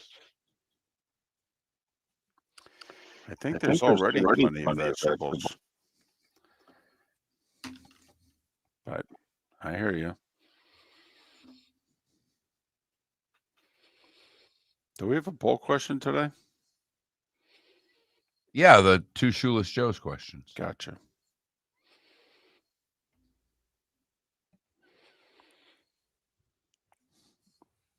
Yeah, but DC 8 wins doesn't do anything for you.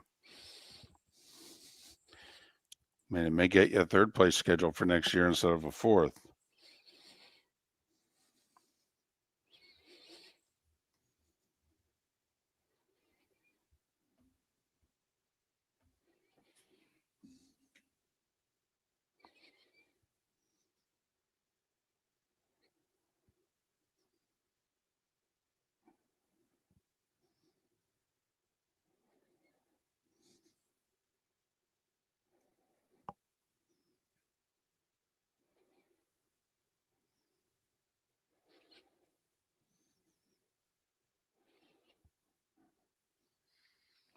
Wow.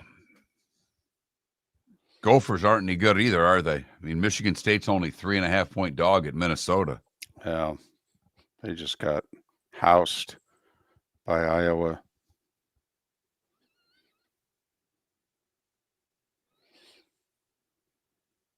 Their one difference maker on offense played one play and missed the rest of the game.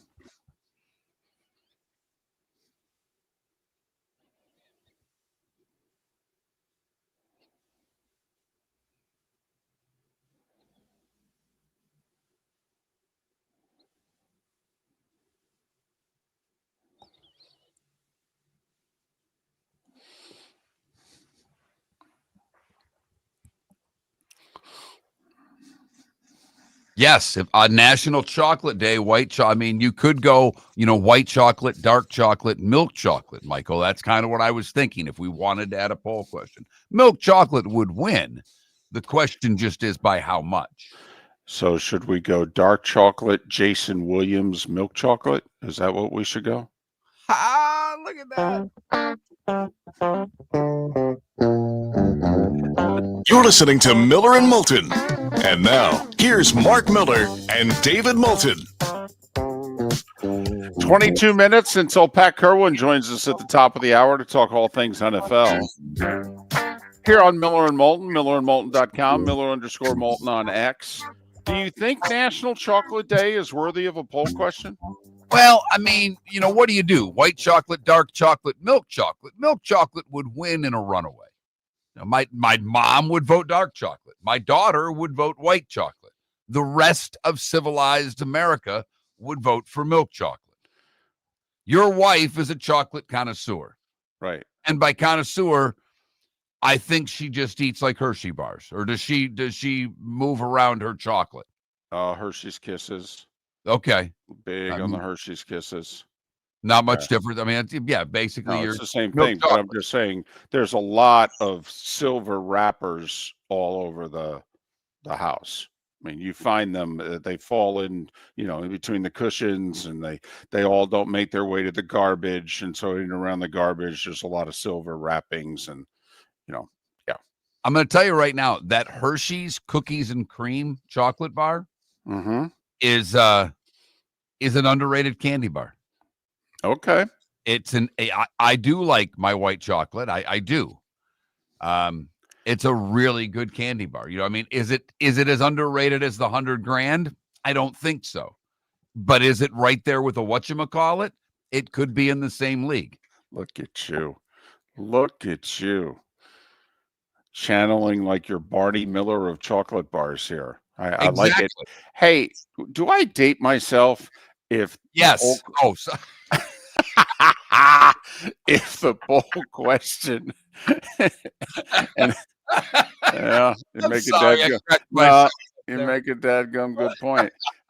I'm just wondering if on this National Chocolate Day, if we put dark chocolate Jason Williams milk chocolate, would that date myself?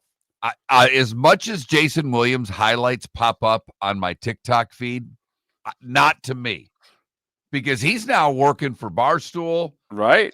And his stories are great when they get, when some of these NBA players doing their podcast and their sit downs and stuff like that.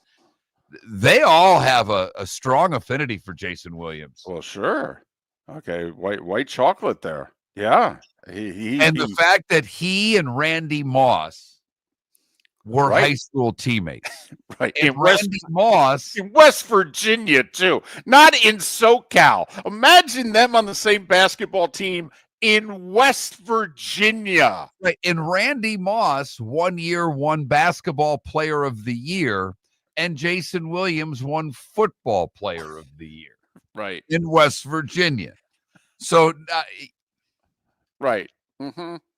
Right. It's like in high school, Joe Theismann was a wide receiver and Drew Pearson was a quarterback. Okay. They both grew up in the same area. Yeah. It ended up switching a little bit later on in high school, but that's how their careers started. So, yeah, I mean, I think our audience gets the reference. Okay. I do. All right. I do.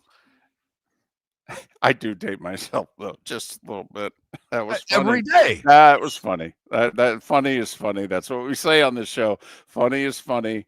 Okay, we pick on both political parties. We pick on each other. Funny is funny. That funny. But I got to tell you, I'm going to let my kid have it because my son's down visiting this week, and we're going to the Georgia-Florida game on Saturday, and I can't wait. Leaving Friday after the show should be a tremendous weekend. But he goofs around and does a podcast with a buddy, and they do college football, and he loves his ball, and he knows ball pretty well. And I'd say better than me in a lot of areas because he played at a much higher level. I'm from Michigan. High school golf and high school football were at the same time. I was a good golfer back then. I played high school golf, so I didn't even play high school football. He at least did, and obviously the game's changed so much now he can relate a little bit. But he wanted to come in, and he said, I'm going to come in with you every day. Uh-huh. Monday. 0 for 2. No dice. Right. Last night, he went to bed around 11. He said, Wow. I'm done. He went up to his room about I don't think we were 10th, 11th inning. He said, I'm done. And so I woke up this morning knowing he went to bed, and I popped my head in his room. I said, you coming today? Or are you sleeping in? Nah. Yeah. Good night. Nope. So that's 0 for 2. No doubt. Over under a half. Would you go over, David? I would, but I would go under 1.5. Yeah, I think that's where we're at. You, a segment or two ago, was talking about how the NFL is beginning to clearly separate the haves and the have-nots, and don't know how many of those that are not in the playoffs today will actually end up in the playoffs. I mean, of the 14 teams that make the NFL playoffs, if I put over under 1.5, how many teams that are out today do you think will end up in 10 weeks' time? I mean, ooh, that's a great question. And that's the perfect number. Right. Because 2.5 to me would be an under for sure. 1.5, you wonder if there's an NFC team that's going to get back in the mix. Without injury, I don't see it happening. But we're not even halfway through the season yet. Right. I mean, Minnesota won 14 games last year. They're a mess. Washington won 12 games, went to the NFC title game. They're 3-5. Dallas's defense, sorry, they're not going to make the playoffs. They're just not. Cincinnati had a shot and they blew it last week. No doubt. Cincinnati is going to look back at blowing that game against the Jets and say that cost us an opportunity, whether it was in the division or for a wild card or whatever the case may be. Because if Joe Burrow can come back and there's a playoff chance, he's coming back. I'm telling you right now, blowing that game against the Jets will cost the Bengals. Well, what cost the Bengals a playoff spot last year? Week 1, losing at home to the Patriots. Not this year's Patriots, last year's Patriots. And yes, you're right, Mark. If they were 4-4 right now, having won 2 in a row with Flacco, and the Steelers have lost 2 in a row and they're 4-3, never mind the fact that the Ravens are starting to get everybody back and they put 1 win on the board and we think they're going to put another on Thursday. I mean, that division we'd consider to be wide open. All right. But you know what is wide open? College football. Yes, it is. And this is why I believe the ratings, now there's a lot of methodology that's different now that does a much better job of tracking what we always believed was real viewership. Sports bars are never factored in, streaming was never factored in, etc. It's all being factored in now. Hell, I think some of these numbers might even be inflated, but whatever. It's, I think, much closer to reality than it was 5, 10, never mind however many years ago. But I mean, Mark, I know it's not a sexy conference. Do you know Miami right now is 7th in the ACC? They may be the second highest ranked team in the conference. They're 10th and Georgia Tech is 8th. But they're 7th in the conference standings. There are 7 ACC teams with 0 or 1 conference losses.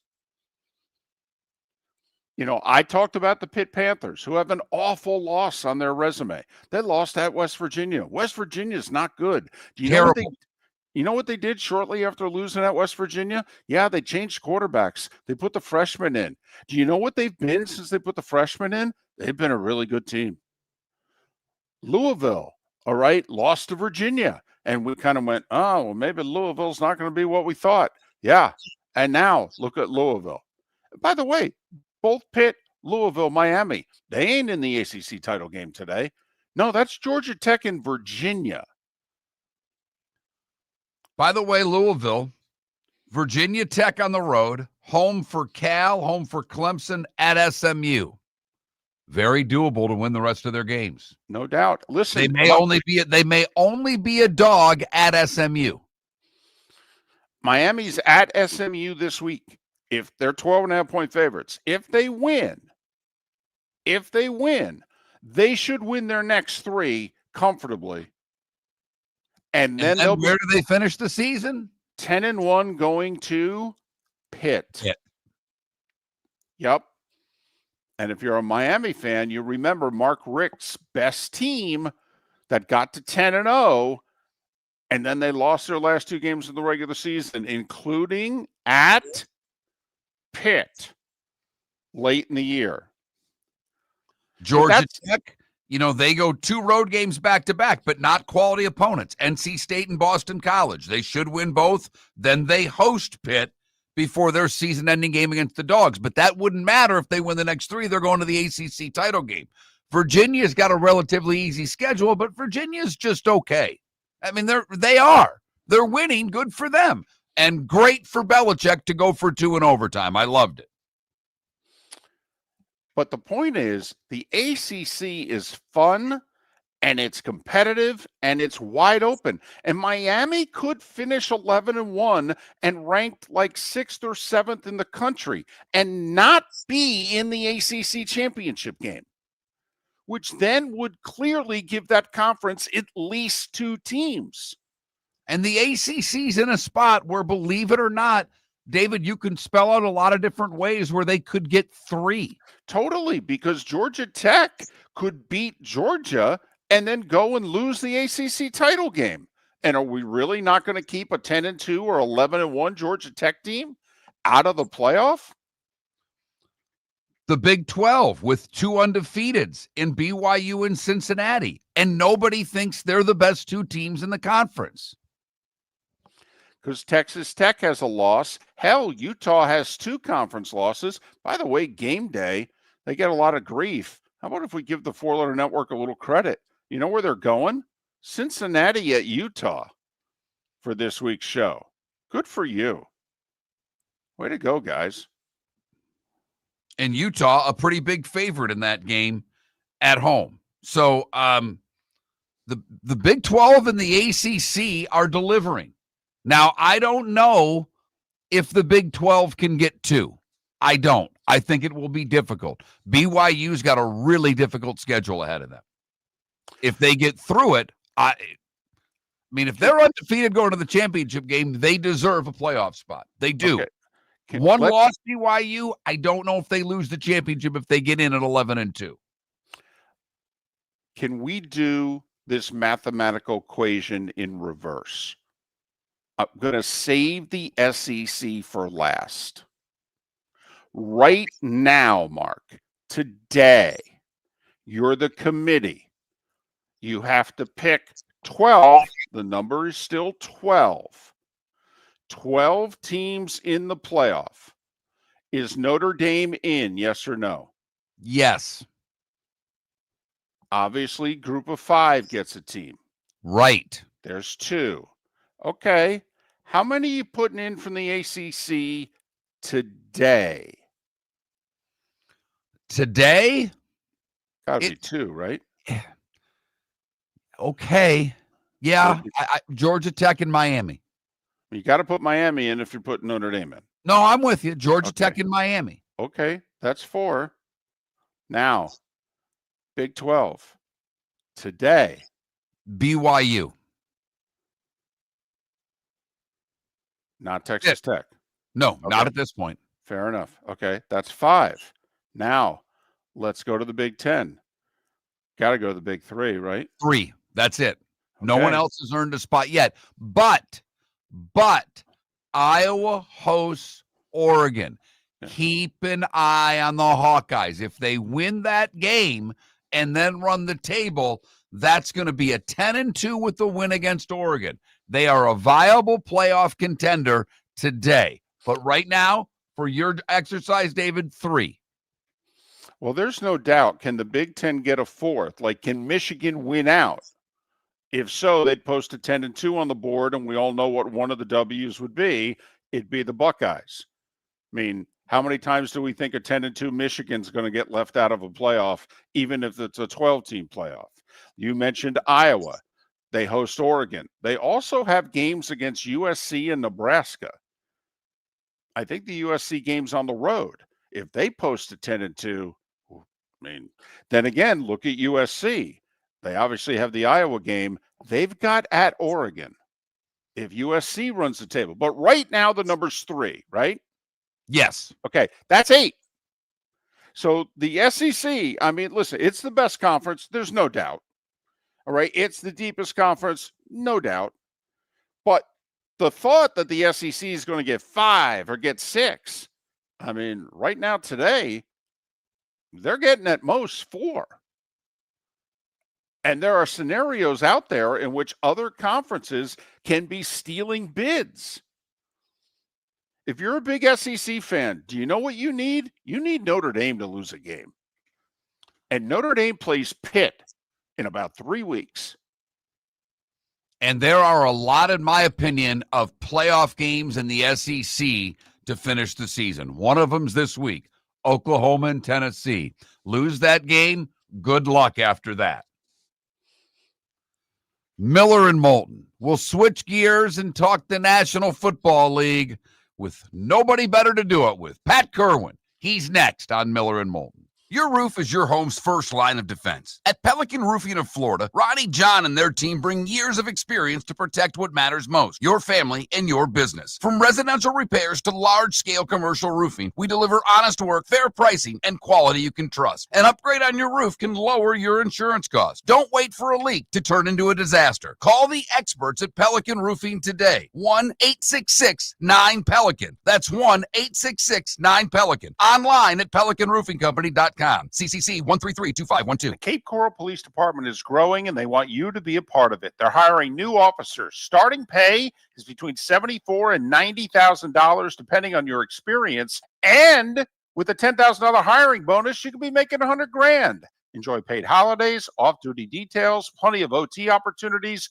They're also hiring dispatchers and professional staff. So go to CapeCops.com. CapeCops.com. Be brave, be best. Be Cape. Football season is back, and celebrate your game day with Jimmy the Beef Guy. We're talking tender, juicy Chicago beef sandwiches. Whether your party's for 10, 100, or 200, bring game day to your house with Jimmy the Beef Guy. The catering packages come with the beef, the gravy, the peppers, the bread, everything you need. 2 convenient locations, Fort Myers and Bonita Springs. Skip the ordinary and bring the beef. Jimmy the Beef Guy, Chicago flavor, Southwest Florida style. Call today or visit jimmythebeefguy.com. Tell him Miller and Moulton sent you. This year during Thanksgiving week, Fort Myers takes the national stage, hosting not not one, but two elite women's college basketball tournaments, the Fort Myers Tip-Off and Coconut Hoops, both featuring Power 4 teams and nationally ranked programs. Few places in the country can showcase this level of talent. We're proud that Fort Myers is one of them. Don't miss your chance. For tickets, go to visitfortmyers.com/basketball. Lee County, building a better community through business, sports, and tourism. Honey, you want to come out? I haven't seen you since Glass Doctor installed our custom shower enclosure. No thanks. Well, you can't keep eating breakfast in the shower, and laminating your magazines is getting expensive. You remember we have guests coming over tonight, right? Oh, I'm sure they'd love to see the shower. It's our neighbors, and I highly doubt they want to be hanging out in our bathroom. The shower's so good, you'll never want to leave. Visit glassdoctor.com today and schedule an appointment online. Mark Miller for Sleep Treatment Direct. They are helping me with sleep apnea. And by helping me, I mean curing me. No more CPAP machine. No more snoring. No more tossing. No more waking up exhausted. Their expert team got me the right treatment, fast and hassle-free. If you want to feel energized and get rid of your snoring, call Sleep Treatment Direct today. 444-1741. That's 239-444-1741. Sleep Treatment Direct. Sleep safe and This is Miller and Moulton.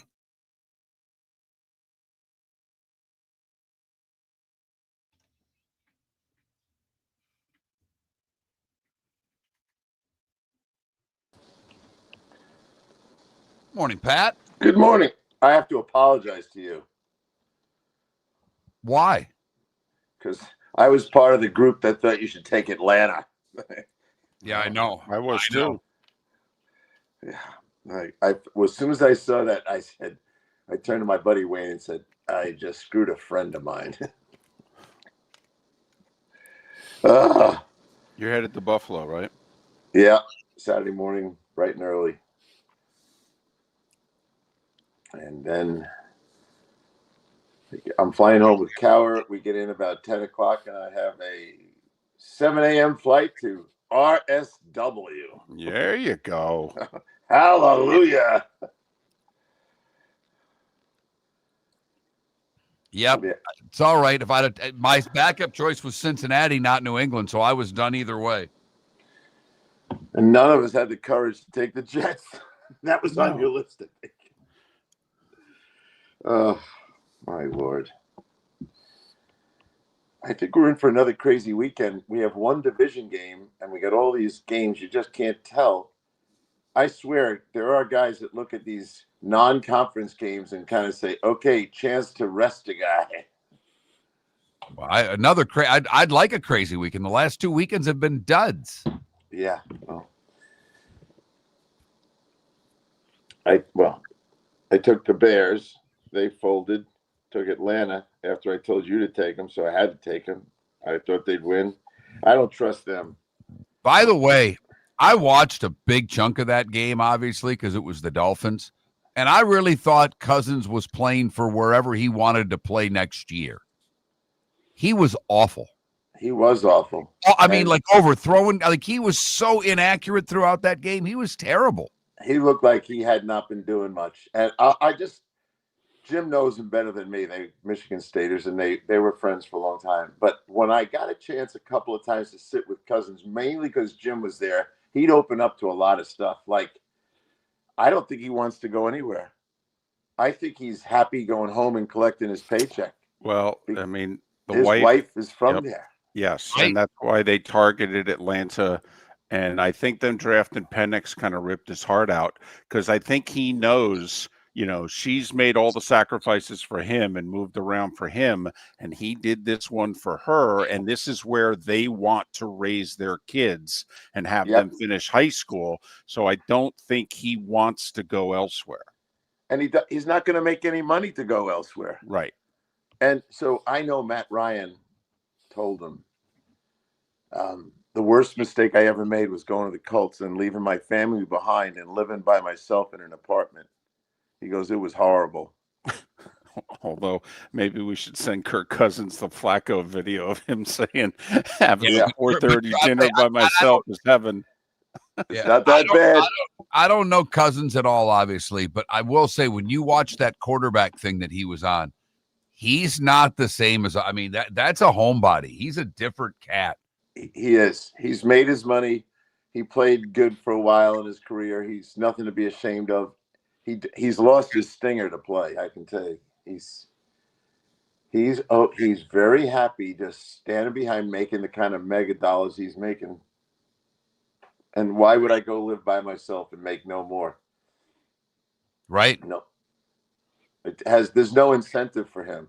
And he knows wherever he was to go, it would be like the temporary until our draft pick's ready. And he's already going through that. He almost can't get a situation better than this.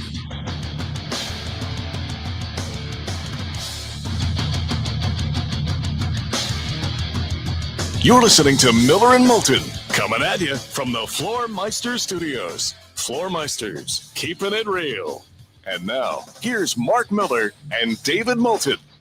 Halfway home in the 239, the 904 in Tampa, St. Pete. Final hour of the show, live Oak Lake City and surrounding areas, Port Charlotte, Venice and surrounding areas. Miller and Moulton, millerandmoulton.com, Miller_Moulton on X. We'll put the 18-inning classic to the side because it's time for Pat Kirwan. He of NFL Radio's Moving the Chains, weekdays 3 to 7, Saturdays 2 to 5, and this Sunday, he and the NFL Today will be in Buffalo for the Chiefs and the Bills. Morning, Pat. How are you?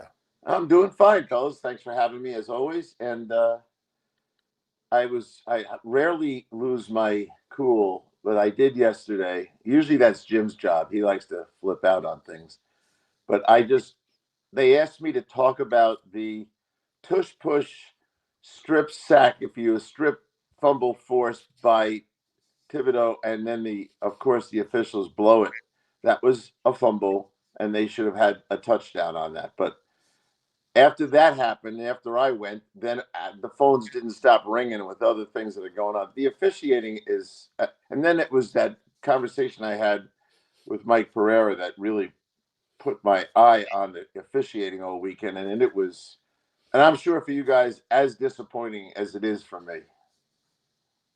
Well, I guess it was bad, but that call, the call in the Bucs game in which that was a touchdown as well, maybe the Giants call mattered.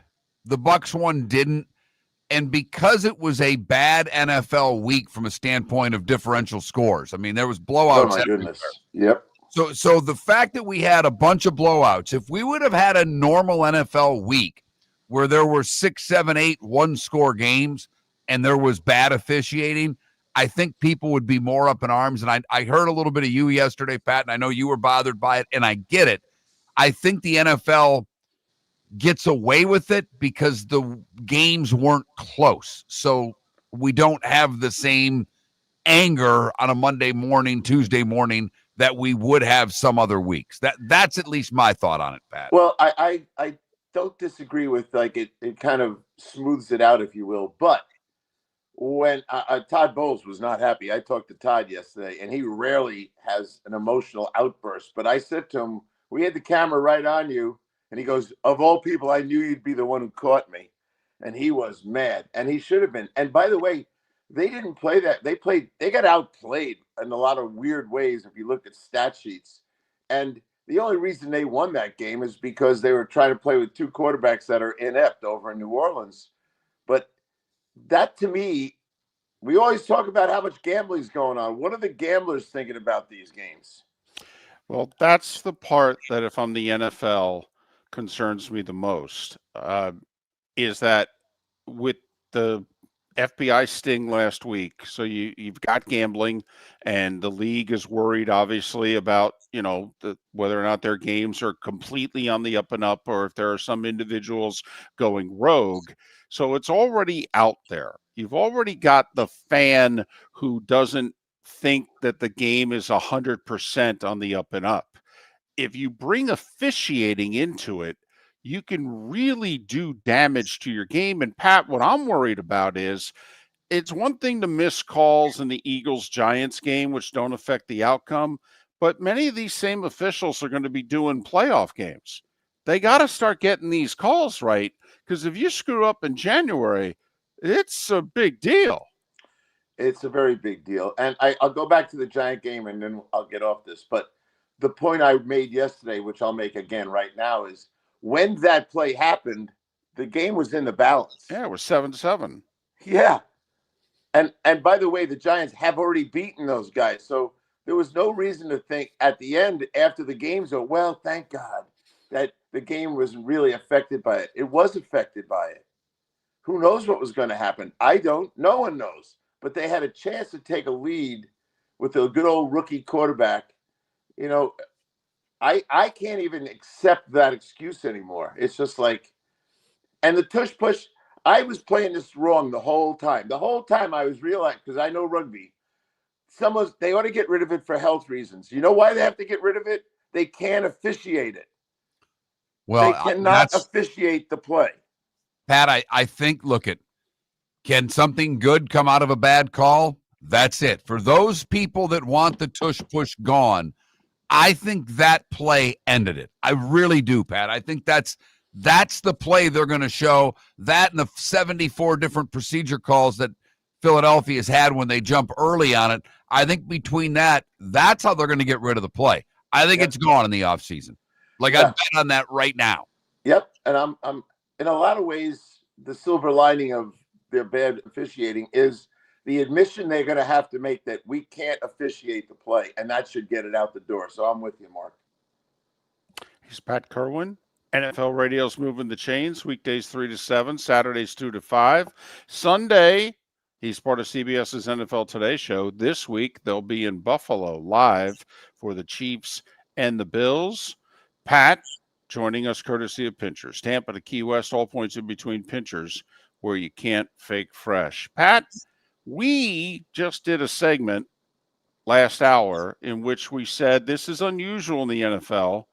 We don't see a team that is out of the playoffs today that we have confidence in is going to rally and make the playoffs. There already seems to be a clear line of demarcation essentially before November 1st. I know the Ravens and the Dolphins will play on October 30th, but just curious, is there a team like, the Commanders started coming on this time last year. There are teams that start off 3-5, 3-6 and make runs, usually one team a year. Just curious if there is a team who's clearly out of it today that you still believe in.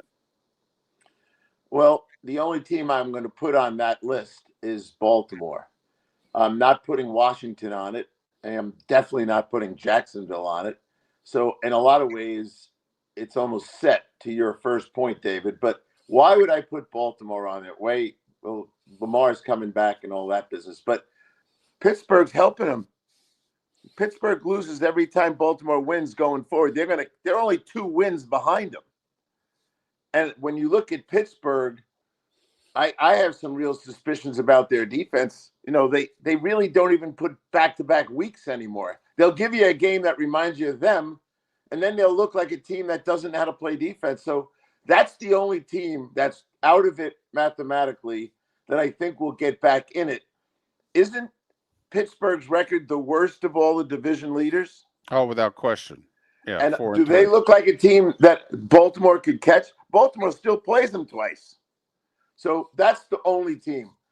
I feel bad not including Washington, but there's something wrong with the defense. Now they got injuries. Last night, McLaurin right away hurt. Kinlaw's down. Tunsil had to leave the game again. So no, I have to walk away from Washington, which kills me because I'm big friends with Dan, and I wish he could rally the troops, but I don't see it coming. Remember, and Mark, we said this when we were talking about them before the season started. The thought was Washington is a young team because their quarterback's young. Actually, Washington is one of the 3 oldest teams in the league, and I think age, Mark, is starting to show elsewhere. There's no doubt that Washington is the Tunsil thing is worth noting. McLaurin finally back, but he doesn't make it through the game. But to your point on Pittsburgh, there's only 2 teams that are giving up more yards per game than the Steelers, and they're not getting pressure on the quarterback. That defense is below average. To call it average would be a disservice to an average team. All right, in the NFC, and I know that to me, this kind of was the loss that I said, can I trust them? Your co-host covers this team very closely, and that's the Bears. I thought that, you get the Ravens without Lamar and a defense that's playing as badly as theirs was, and Caleb could do very little against Baltimore. When you look at the Bears right now, do you see a team that could catch San Francisco or whomever ends up as the third NFC West team? No. A couple things I want to say. First, about the backup quarterback in Baltimore, since he was the only backup to win. The backups who had to start went 1-6, and the winner was Hundley, which is shocking to me. He was 3-6 lifetime as a Raven quarterback. But here's the dimension to all sports that I think showed up in the lap of the Bears.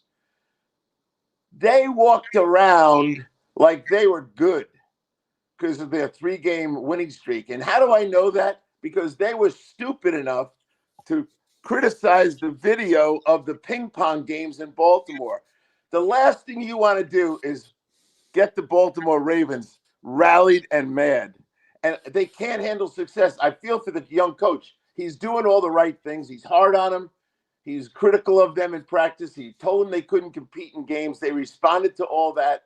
And then with a 3-game winning streak and on the road to Baltimore, they decide to poke the bear, if you will.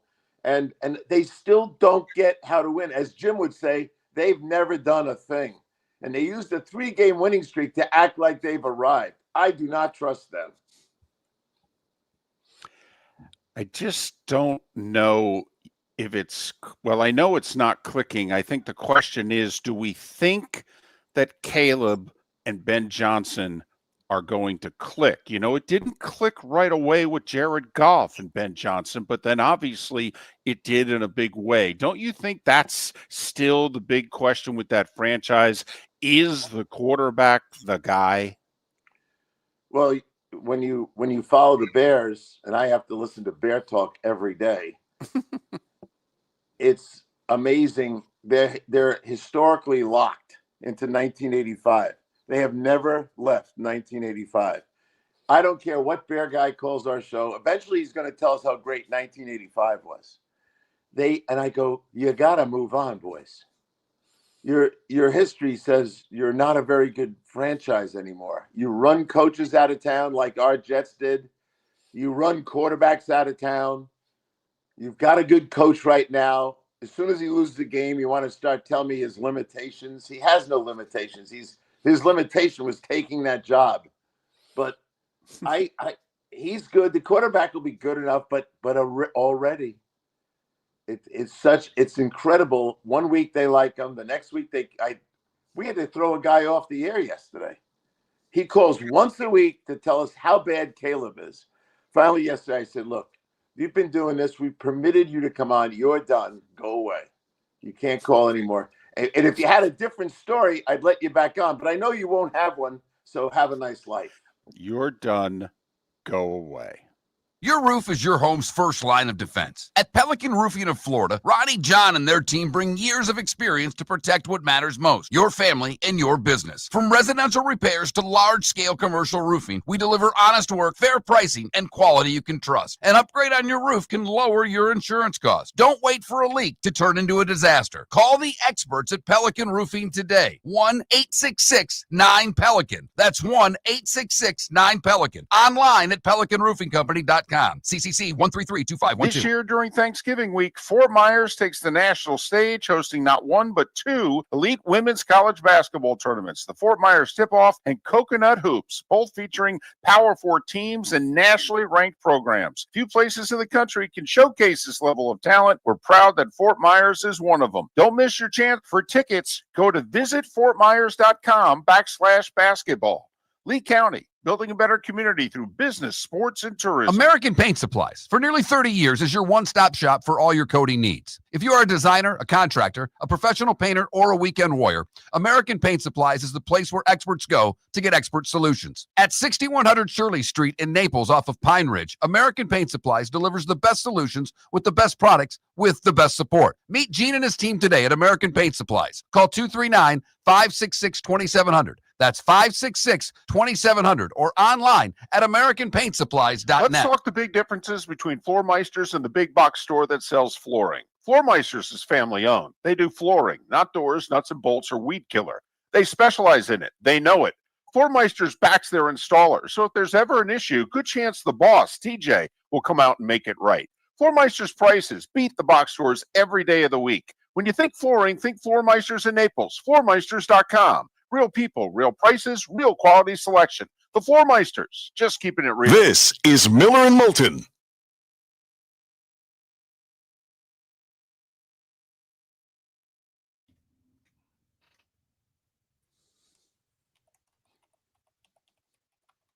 Go on, fellas. Oh, Pat, you would have loved it. So we've got a guy. We're I said I'm not bringing it up unless he does. No. So Friday I'm playing golf, and he sends me a direct message because I found him on Facebook. So he sends me a direct message. What's your phone number? I give him my phone number because I'd already sent him the money electronically. So I paid for my crab, so I knew I was going to get him. And he calls me, and he's like, "Hey, my mom's got to take my dad to the doctor. What time you planning on coming up?" And I said, "I'm not planning on being there till 5:30." He goes, "All right, perfect." And then he says, "You do a radio show?" He says, "I do." He says, "Thanks for the shout out this morning. I'm getting ice at Kelly's Fish Market, and they told me you were talking about me." So it turns out the kid played ball at Mississippi State and then coached for 5 or 6 years, and now he's in the commercial fishing and farming business. I drive out the middle of nowhere Golden Gate to his place. He's out at the farm doing something. So I meet Mom, Mrs. Perry. She had my crab for me. Couldn't have been nicer. Stone crab was excellent. This is too good to be true. Lord Almighty, get my hands on that guy. Oh, and Pat, I got to bring you with me at one time because this is out Immokalee Road or out Pine Ridge Road, about 5-8 miles out east in the Golden Gate Estates, and. They've knocked a lot of these houses are nice, these streets. So they're knocking down these old houses, building these monstrosities. Well, his is not a monstrosity. It's just a nice little look, like a 3-2 ranch style home. Yep. And, catwalk, big fat black cat walking around because that cat's been eating fish for the last 10 years. And Mama Perry Miss Perry could not have been nicer. Sweet, sweet woman. And so she had me all set, my crab waiting for me, and I actually bought more because one of the guys I played golf with was like, "Get me some." I'm like, "I'll get you what I can." Oh Lord, you know what? This guy's gonna like you as much as you like him, because wait till he sees how many people are gonna order through you. Oh, I started and I sent him a text after. I said, "Hey, thanks." I go, let me know what you got, because once my golf buddies start finding out about this, my orders could get larger quickly. But we had it, I got him on Friday and Sunday night because my son's in town for a week, and my mom came over, and my daughter and my wife, the 5 of us, just took down stone crabs for about an hour. Oh. My return to Southwest Florida is very timely with this news. You're getting the stone crabs, which is making me happy, and I recommend the Falcons. It's not a fair trade. It's all right. That's all right. I sent it to 3 people. I got 2 Atlantas and 1 Cincinnati. So if I'd have just done, and my gut wasn't telling me New England. I can't believe, and we're going to start with it. I can't believe how badly the Falcons played. But if you're, we'll start with it. But if you're a Dolphin fan right now, you were told the front 7 was going to be good this year. They've stunk all year, and now when your season's over, they show up. Yeah, it's a mystery. I'll say I felt good from Mike McDaniel. He's lost soul. Just to get a win and take a week of less abuse than usual before they fire him. I remember when it happened, and Kotite was not easy to like. I was loyal to him though because I felt bad for him, but we had a one win season one time. Yes, you did. And it was Arizona, in Arizona, and it was a long plane ride every week home, except that was the only time the whole team had a good time. And we all knew it was not going to continue, but it was what a relief for Kotite just to have a week where he could walk up and down the aisle of the plane and high five guys. So I do feel, but I started the show yesterday. Aaron Glenn, Mike McDaniel, D'Amico Ryans, and John Harbaugh. Hallelujah. You get a week off from the mess. It's so much harder. I've only worked for one bad team in hockey, and it's a grind all season, but I can't imagine football where it's 6 days of having to deal with it. Yeah. Jimmy's radio partner in Chicago. Welcome back to Miller and Moulton. Text the guys what's in your mind at 21,000. That's 21000. And now, here's David Moulton. 21 minutes past the hour. Miller and Moulton, millerandmoulton.com, Miller_Moulton on X. Pat Kirwan, our remaining moments with him on this Tuesday from NFL Radio's Moving the Chains, weekdays 3 to 7, Saturdays 2 to 5. Sunday, he and the NFL Today show will be in Buffalo for the Chiefs and the Bills. Trade deadline a week from today, all right, with their seemingly, as we just talked about, a line between the haves and the have-nots this year. Do you think it will be active or no? Well, we have 7 teams that have 1 or 2 wins, and they should be admitting to themselves that we're probably better off with draft picks right now. So I would think if there's any pool of talent that will be moved, it'll be from those teams, which is pretty easy. And you have 13 teams with 5 or more wins, and many of them are thinking we're a player away, or an injury happened and they need a lineman.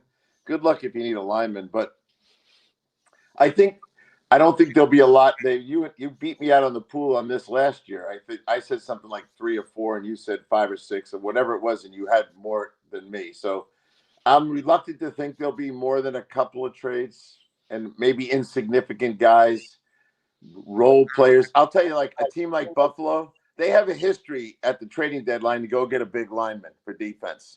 Now, Ed Oliver just tore his bicep. So they remember when they went in, they got Big Phillips out of Miami. I think they're the kind of team that would go get a defensive, and not a starter, but a wide body that could be in the rotation, at least line up on first and second downs. I think we'll see those kind of moves. No blockbusters. Well, and Buffalo doesn't have the money to make a blockbuster unless they really shift some things around. I do want to bring up one of the bad teams, the Miami Dolphins. They were told all offseason by people that cover the Dolphins, the strength of the team will be the front 7. Well, it was the biggest weakness because everybody ran right through them. What happened on Sunday that turned that around? Because Atlanta's a really good running team. And Bijan Robinson didn't run for 50 yards in that game. So, if you're a Dolphin fan this morning or yesterday morning, are you relieved that you won? Are you wondering what the hell's happened? What to you happened that brought this Dolphin team out last weekend? Well, I talked to Raheem yesterday, and he said his team wasn't ready. He was public about that, and he came on with me, and I asked him to go over that comment he made, which he was prepared to. And I asked him about practice. He said, we had a good week of practice. They get out there, and Bijan, so we were tracking running backs all Sunday. It was kind of a theme of the day. And Bijan was on the list. Like, he'll have a great day against the 32nd ranked run defense. His first 3 carries were for 1 yard. I go, something's wrong here. To me, if I'm a Dolphin fan, this almost would make me madder, not relieved. Like, this is what you could have been. It's too late now to be what we thought you were going to be. So I'd be very frustrated with it. I really have to study the tape to see, did they switch fronts? Did they get in a bear front? Were they blitzing more? I don't know that because I haven't studied them. I have too much going on with getting ready for Buffalo and Kansas City. But I don't think it's going to make people feel better. I think it's going to be like, you drove me nuts. And now if they were able to play like that every week, which I doubt, then all of a sudden I'd say, okay, they fixed something. But Raheem kind of blamed his own team and his own coaches for how they didn't show up, because they did not show up. Pat, I give every team in the league one off day a year, even the best teams. Okay. Yep. I give them one. I don't give teams two. The Falcons have had two awful days in the first half of the season. There's really only one place you can look, right? I mean, doesn't the coaching staff now come under a lot of scrutiny? I mean, to get beat at home by the Dolphins by 4 scores when Cleveland humiliated them the week before? I mean, how does that happen? Well, you're speaking like an owner now, right? And Yeah. Arthur likes Raheem a lot, but yeah, his we all friendship do. is challenged. Yeah, I do. I've known him for a Hofstra football kid. These are the kind of things, to your point, that cause terminations. And I don't think they'll do it to him, even if they lay an egg the rest of the year. But I think he's on. The owner's looking at it going, nope, I'm going through it again. And Arthur Blank has been tortured with underachieving football teams. I don't think it's a good spot for Raheem right now to survive this. He'll get through this year and next year, but that might be the end of it. You can't explain. And they were. I was at their camp. There was a lot of upbeat excitement and everything else. And some of it, I go to places and I laugh when I leave. I go, you got to be kidding me. You're excited. And I look at the roster and I don't like it. I like the offensive line here. I love the running back. The receivers are okay. They had the irony. The tight end, who's been the underachiever, had his best day. Go figure. No. Raheem, if you say things like, we weren't prepared to play, that's a death knell with an owner. And Raheem, right. Yeah, I thought that was not a fireable game, but to me, Pat, if he doesn't make next year, you can look at that game as to the reason why. Another team that we thought was kind of playing for their season, and maybe they're already done, but Houston hosting San Francisco, if they lose that game, they're done. I'm not sure they can get back in it.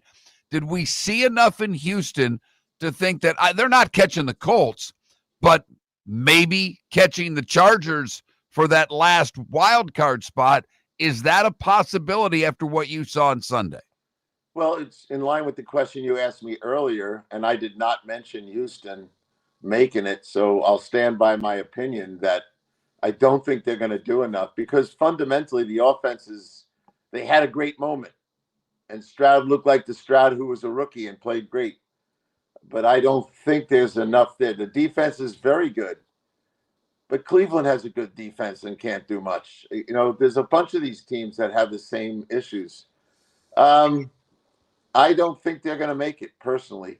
I don't like – and Joe Mixon never came back, and maybe he's never coming back. But their run game, that alone could have stabilized the offense. They fired the coach last year because of protection issues, and the protection issues are still terrible.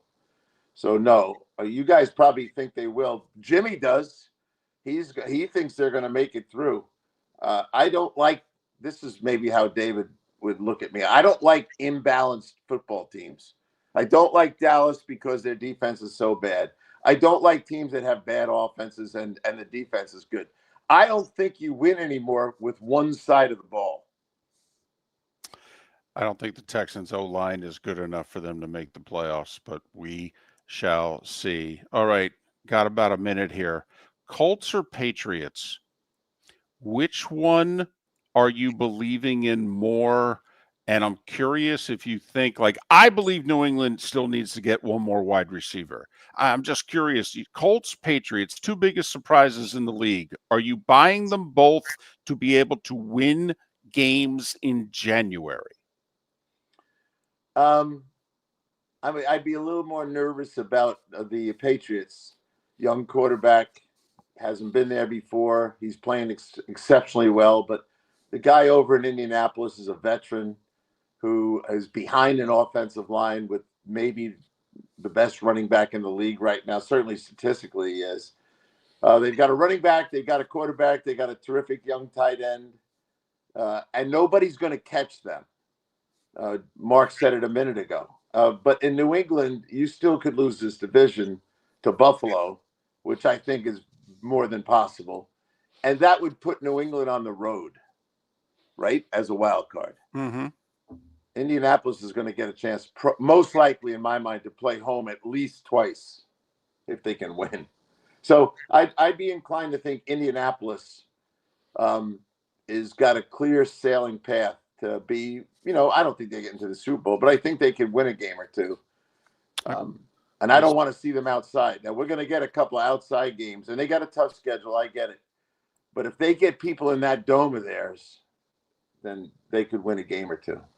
Your roof is your home's first line of defense. At Pelican Roofing of Florida, Ronnie John and their team bring years of experience to protect what matters most, your family and your business. From residential repairs to large-scale commercial roofing, we deliver honest work, fair pricing, and quality you can trust. An upgrade on your roof can lower your insurance costs. Don't wait for a leak to turn into a disaster. Call the experts at Pelican Roofing today. 1-866-9-PELICAN. That's 1-866-9-PELICAN. Online at pelicanroofingcompany.com. CCC 1332512. It's the event everyone will be talking about when college basketball's biggest names take the court in Fort Myers. The Michigan State Spartans and the North Carolina Tar Heels headline the 2025 Skechers Fort Myers Tip-Off. Witness the excitement live and in person this Thanksgiving week at Suncoast Arena. The stage is set. Will you be there? Lock in your spot now at FortMyersTipoff.com/go. That's FortMyersTipoff.com/go. See you Thanksgiving week at Suncoast Arena. American Paint Supplies, for nearly 30 years, is your one-stop shop for all your coating needs. If you are a designer, a contractor, a professional painter, or a weekend warrior, American Paint Supplies is the place where experts go to get expert solutions. At 6100 Shirley Street in Naples off of Pine Ridge, American Paint Supplies delivers the best solutions with the best products with the best support. Meet Gene and his team today at American Paint Supplies. Call 239-566-2700. That's 566-2700 or online at AmericanPaintSupplies.net. The Cape Coral Police Department is growing, and they want you to be a part of it. They're hiring new officers. Starting pay is between $74,000 and $90,000, depending on your experience. And with a $10,000 hiring bonus, you could be making $100,000. Enjoy paid holidays, off-duty details, plenty of OT opportunities. They're also hiring dispatchers and professional staff. So go to CapeCops.com. CapeCops.com. Be brave, be best, be Cape. This is Miller and Moulton.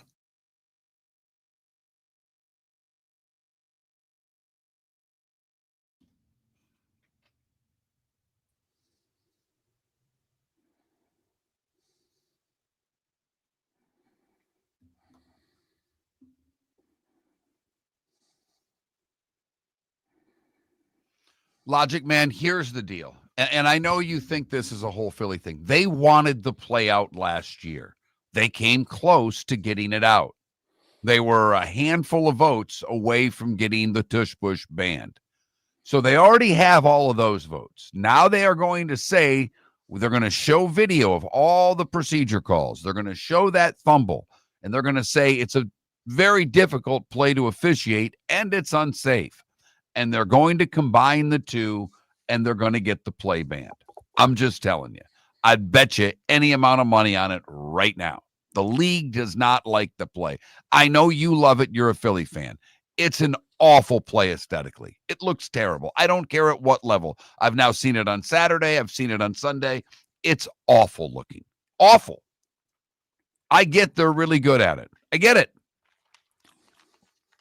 I also don't think you should be able to push linemen downfield, nor do I think you should be able to pull them into the end zone, what I've seen.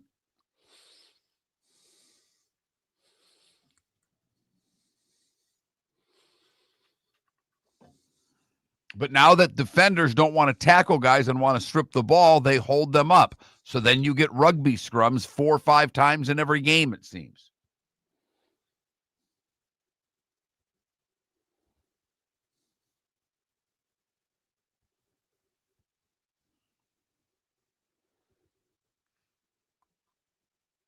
And I think the fact of the matter is that the Eagles will still be able to run a QB sneak better than 90% of the teams in the league.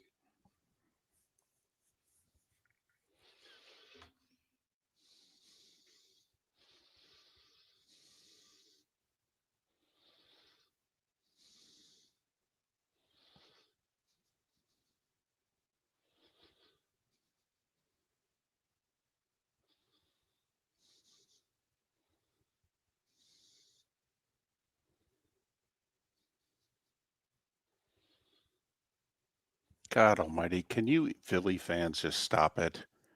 Okay, really? What angle did the league take with the Flyers in the 70s? They let the Flyers do whatever the hell they wanted. They were great for the league. They went to 3 straight finals. Okay?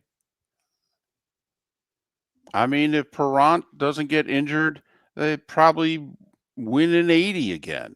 I mean, God, just stop. I didn't realize you Philly fans were this whiny. Honestly. I thought you were nasty. Thought you were tough. Stop it. Picking on Philly. Seriously? Enough. Been to 3 Super Bowls in 6 seasons. What the F? And by the way, at this point in time, where does the Super Bowl go through in the NFC? Because to me, it still goes through Philadelphia. Until proven otherwise, they're the best team in the NFC. Not Green Bay, not Detroit, not the Rams, not the Bucks. It goes through Philly. Well, no logic, man. I'm just challenging you. Tell me where. I mean, by the way, you were gifted, okay, a touchdown and then a touchdown taken away on Sunday. Tell me where the league, I mean, honestly, come on now. You watched that game. You guys got gifted by the officials in that game. No, Empire, they are. We don't agree. First off, you guys are whining. This whole everybody hates Philly crap. I mean, I don't know if it's possible to have a non-Philly show have more respect for Philadelphia and their teams than us. So that's why this does annoy us. I've said on the whole, I love the Phillies team. I do. But also, guys, I grew up with Philly fans. I went to college with them. They don't whine. That's another thing. That's why you guys whining is like, what the hell? You're not Philly fans. Get in my face, but not whine.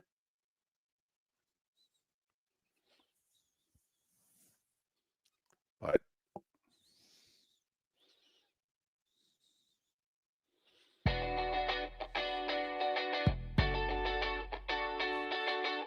You're listening to Miller and Moulton. And now, here's Mark Miller and David Moulton. 22 minutes till the top of the hour. And that would be the Diamond District bonus hour coming up. Look at you. Well, I mean, sometimes I hit the sponsors, sometimes I don't. A reminder that this morning's Starting Five is brought to you by Lee County. Right. Building a better community through business, sports, and tourism. Right. BST. Okay. Not to be confused with BLT. Not to be confused with BTO, Bachman Turner Overdrive. Right. BST, Lee County, business, sports, and tourism, building a better community. There you go. Right. We're getting them all in today. Yeah. Some of them twice even. I mean, we can go right through it right now. How about those Shoeless Joe's poll questions? Vote for the 1 o'clock and 4 o'clock games. The 4 o'clock's pretty easy because the Chiefs are playing the Bills. I'm actually impressed, surprised, shocked that people are actually voting for the other 2 games that are on the schedule. Really? Well, no one's voted for Jags Raiders yet. Not one person. It looks like a couple of people have voted for Saints Rams. I don't know why. Really? But at the moment, Colts Steelers is the game you want to watch at 1. Beating Lions Vikings and then Falcons Patriots, Broncos Texans bringing up the rear. Those are our sports Shoeless Joe Sports Cafe poll questions. You get to choose which games get the sound, which games are the primary games that you're going to hear inside Shoeless Joe's each Sunday. You pick, you decide, They do what the Miller and Moulton audience tells them to do in the 1 and 4 o'clock windows. Doesn't mean that all the games won't be on, because of course they will. But it looks like for the moment, Colts and Steelers, and that's probably the best 1 o'clock game. It's not must win for the Steelers, but at some point the Steelers got to right this ship after losing to Cincinnati on Thursday and then a bad second half against Green Bay. Blew it in the first half. They had opportunities to get touchdowns, and they kick a lot of field goals. And this isn't Miller and Moulton going away. There are times when we want you to kick field goals. Pittsburgh can't seem to get it in the end zone right now. This isn't going for, not going for it on fourth downs when they should. They're not even getting into the opportunities where they can go for it on fourth down. Their red zone play has not been great this year. How many of you are just getting up because you stayed up and watched the 18-inning epic that was Game 3 of the World Series, which ended at a few minutes before 3 a.m. Eastern? Yeah, it was about a 6-hour and 40-something minute game. And when you hear Joe Davis's call and he says just before midnight, that's because it was just before midnight in Los Angeles for a game that started at 8 minutes after 5 o'clock in the afternoon in Los Angeles. So that's how long it was. 18 innings. Dodgers, Freddie Freeman, homer over the center field wall. 6-5 LA in 18. I hope you've enjoyed Shohei Ohtani's performance in this postseason, because there's a good chance that'll be the last time you see him hit this series. He may get the pass the rest of the way. Come on now. He bats leadoff. They can't walk him to start the game in the bottom of the first, can they? Would you? Yeah, no, I would not walk him. Come on now. Now, I totally agreed with them yesterday. I mean, he was 4 for 4, and seemingly it didn't matter what they were throwing him. He was locked in. Okay, fine. I got no problem. He's got our number today. We're not going to let him beat us, but not in the bottom of the first leading off the game. All right. Your choices tonight when pitching to Shohei. You don't score in the top of the first. Mm-hmm. Toronto comes out in the bottom of the first. Shohei is leading off. Do you A, pitch to him, B, pitch around him, or C, plunk him right off the bat? Well, look it. He told you yesterday that he is getting one high and inside. None of these pitchers in today's game are allowed to have the inside part of the plate anymore. I'm moving him. And I'm not joking around. I'm playing old school baseball, and I've got one coming up high and tight at that guy. And I don't care if the benches come up and yell at my team. Don't give a damn. I've got to establish the inside portion of the plate against a guy who's killing me. Well, there's difference between going high and tight and plunking them. Okay, I would definitely pitch them inside. I mean, I would channel my inner Tony La Russa and Dave Duncan right now. When the Cardinals decided that they were going to come after you, they pitched you inside hard for the rest of the series.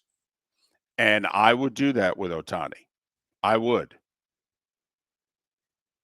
But I'm pitching to him first at bat. I can't surrender to Ohtani first at bat tonight. I can't. Yes, he had our number last night. We surrendered last night. I'm not surrendering right off the hop. Besides, worst thing that could happen is he hits one out. It's 1-0.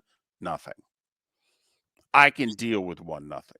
Like we talked about, we think tonight's game, with all the pitchers that got used and some of the key pitchers who got used up last night that we're not sure they're going to even be available tonight, like the Dodgers closer. But I don't want to plunk him. I don't. Now, he starts off 2 for 2. I may have to plunk him. Okay. But I'm starting the game thinking we're going to get him out. Yeah, my first pitch it's chin music. I'm not even messing around. I'm with you. You can't plunk him and just put him on first base. But I have to, we always talk about in football with a pocket quarterback. Got to move him off his spot. I got to move Ohtani off his spot. Okay, you do know whatever you do to Ohtani, they're going to do to Vlad Jr. Okay. Okay, just saying. You mean play baseball? Well, I'm just saying. There's a certain way I like the game played. I'm okay with that. Okay. That's all. He's your best player. And thanks to injuries, we don't know Springer's status. Yeah, MRI already. They're waiting results. We don't know if Springer's going to be available. And that's big. Right. Okay, so, and Bichette is clearly not 100%. They're trying to play him as long as they can. But, that's the top of the order right there. That'd be their number 1 and 2 hitters before Vladdy. And they could not be there or only be there limited tonight. So that's all. I'm just, baseball, the next day starting pitcher, and, I'm going to back him early and be like, no, we believe in you. We can get him out.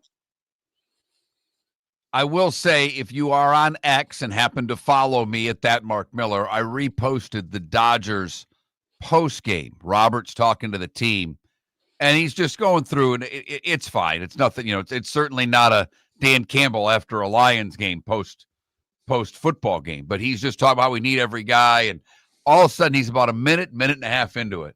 And you hear someone in the background go, yeah. And he's like, we got a game tonight. And he goes and you hear someone in the background go, yeah, the starting pitcher got on base 9 times today. And you can see Shohei from where the camera's being shot at the manager Roberts. Shohei starts going into his pitching windup in the clubhouse. So obviously a great scene for the Dodgers last night. And, that's one. I don't know if Toronto can recover. I know next day starting pitching, all of that. If Toronto would have won, I wouldn't feel that way about the Dodgers coming back. I just wonder now, and you said it earlier, Toronto's just got to get one, got to get this thing back to Toronto. Right. But, you do like the Dodgers starting pitching advantage in every game, really. So that's why when you're the Blue Jays and it's 4-4 and then it's 5-5, that's the games you've got to win. That's exactly how you want this to go. We'll go bullpen against bullpen. All right. We think we'll win. And last night they ended up losing a bullpen game. The Dodgers bullpen threw 11 scoreless innings. Wow. And they gave up 13 innings essentially of 1-run ball? Oh my goodness. There's a part of me that thinks if you're the Jays that's it. I don't know how many more outs the Dodgers bullpen's going to get. They wasted it all in one night. But Ohtani, if you missed it, 4 for 4s, first 4 times up, 2 homers, 2 doubles, 3 RBIs. And the Jays walked him intentionally the next 5 times. So that's why he reached base all 9 plate appearances last night. And, you talk about Ohtani and the 9 bases. You talk about Freeman and the big home run, his second in as many years for game-winning home runs in the World Series. I don't know if it's really unsung, but maybe the hero of the game, though, is Will Klein. Oh, I definitely think so. He was the winning pitcher. He wasn't expected to pitch and throws 4 scoreless innings for the Dodgers. And by not expected to pitch, maybe not expected to pitch in the entire World Series. Well, and quite frankly, a bit of a surprise to some that he was even on the World Series roster. But they put so many pitchers, and you're thinking, well, he's only going to pitch when they're either up 8 or 9 or down 8 or 9. And just some innings up. But last night he had to pitch 4 innings big innings, and was lights out. Had never pitched more than one inning in a major league appearance. Had never thrown as many as 30 pitches in a major league appearance, with the entire bullpen having been used in a tie game of the World Series. He threw 4 scoreless innings and threw 72 pitches. Remarkable, David. It's absolutely remarkable for all the greatness that was Freeman and Ohtani and everything else. The guy before Will Klein faced 3 batters in the last month. He faced 3 batters. He didn't get any of them out in the Philly series. He wasn't on the roster for the LCS. He throws 2 scoreless innings. They get 6 shutout innings from 2 guys they don't ever want to put in the game. Sports. Just gotta love it sometimes, don't you? Absolutely. 100%. And, we had 2 kind of lopsided games to start the World Series. Yeah. And last night, we have used the word epic. We don't like to throw words like that around. Last night was epic. I mean, I will say, if you look at the games closely, every game in this series has been tied in the 6th. Game 1, it was 2-2 in the 6th. Blue Jays went bonkers. Game 2 was 1-1 in the 7th. And then the Dodgers started hitting home runs. Last night's game was what? 4-4 through 5, 5-5 through 7. I mean, if you're the Jays, you've left at least one on the table. This is exactly how you wanted this series to go. You mean we're going to be tied in the 6th and 7th inning against these guys? So their edge in starting pitching, we will have nullified? Let's go. And they're 1-2. Toronto, realistically, if we had laid this out before the series, and we did, Toronto in 3 games like this needed to be 2-1. By the way, Miller and Moulton earlier in the show both saying they'd go over tonight. 8.5 is the over-under. Over, which means Ohtani will probably throw 6 innings of shutout ball. Pay close attention, though. He was cramping up, and remember, he was DH last night. I mean, he only had to run the bases hard twice. You could joke, intentionally walked 5 times and 2 home run trots. Okay, the 2 doubles maybe he had to, but I mean, so think about that. I mean, leg cramping last night, and now you got to pitch and hit? I mean, okay.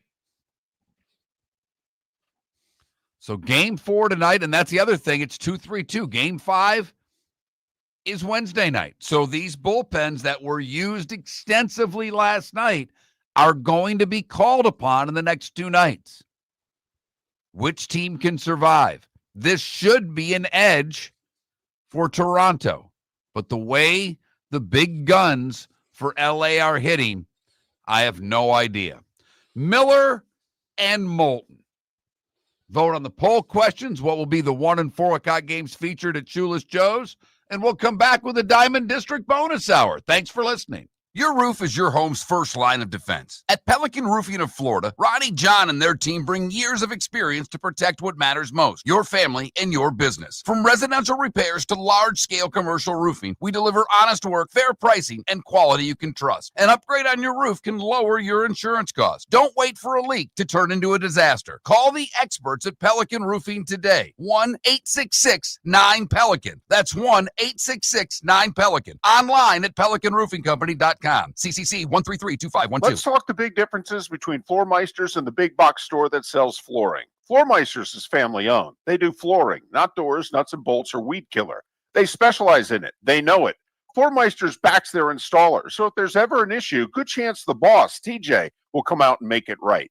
Floor Meisters prices beat the box stores every day of the week. When you think flooring, think Floor Meisters in Naples. Floormeisters.com. Real people, real prices, real quality selection. The Floor Meisters, just keeping it Mark real. Miller for Sleep Treatment Direct. They are helping me with sleep apnea. And by helping me, I mean curing me. No more CPAP machine. No more snoring. No more tossing. No more waking up exhausted. Their expert team got me the right treatment, fast and hassle-free. If you want to feel energized and get rid of your snoring, call Sleep Treatment Direct today.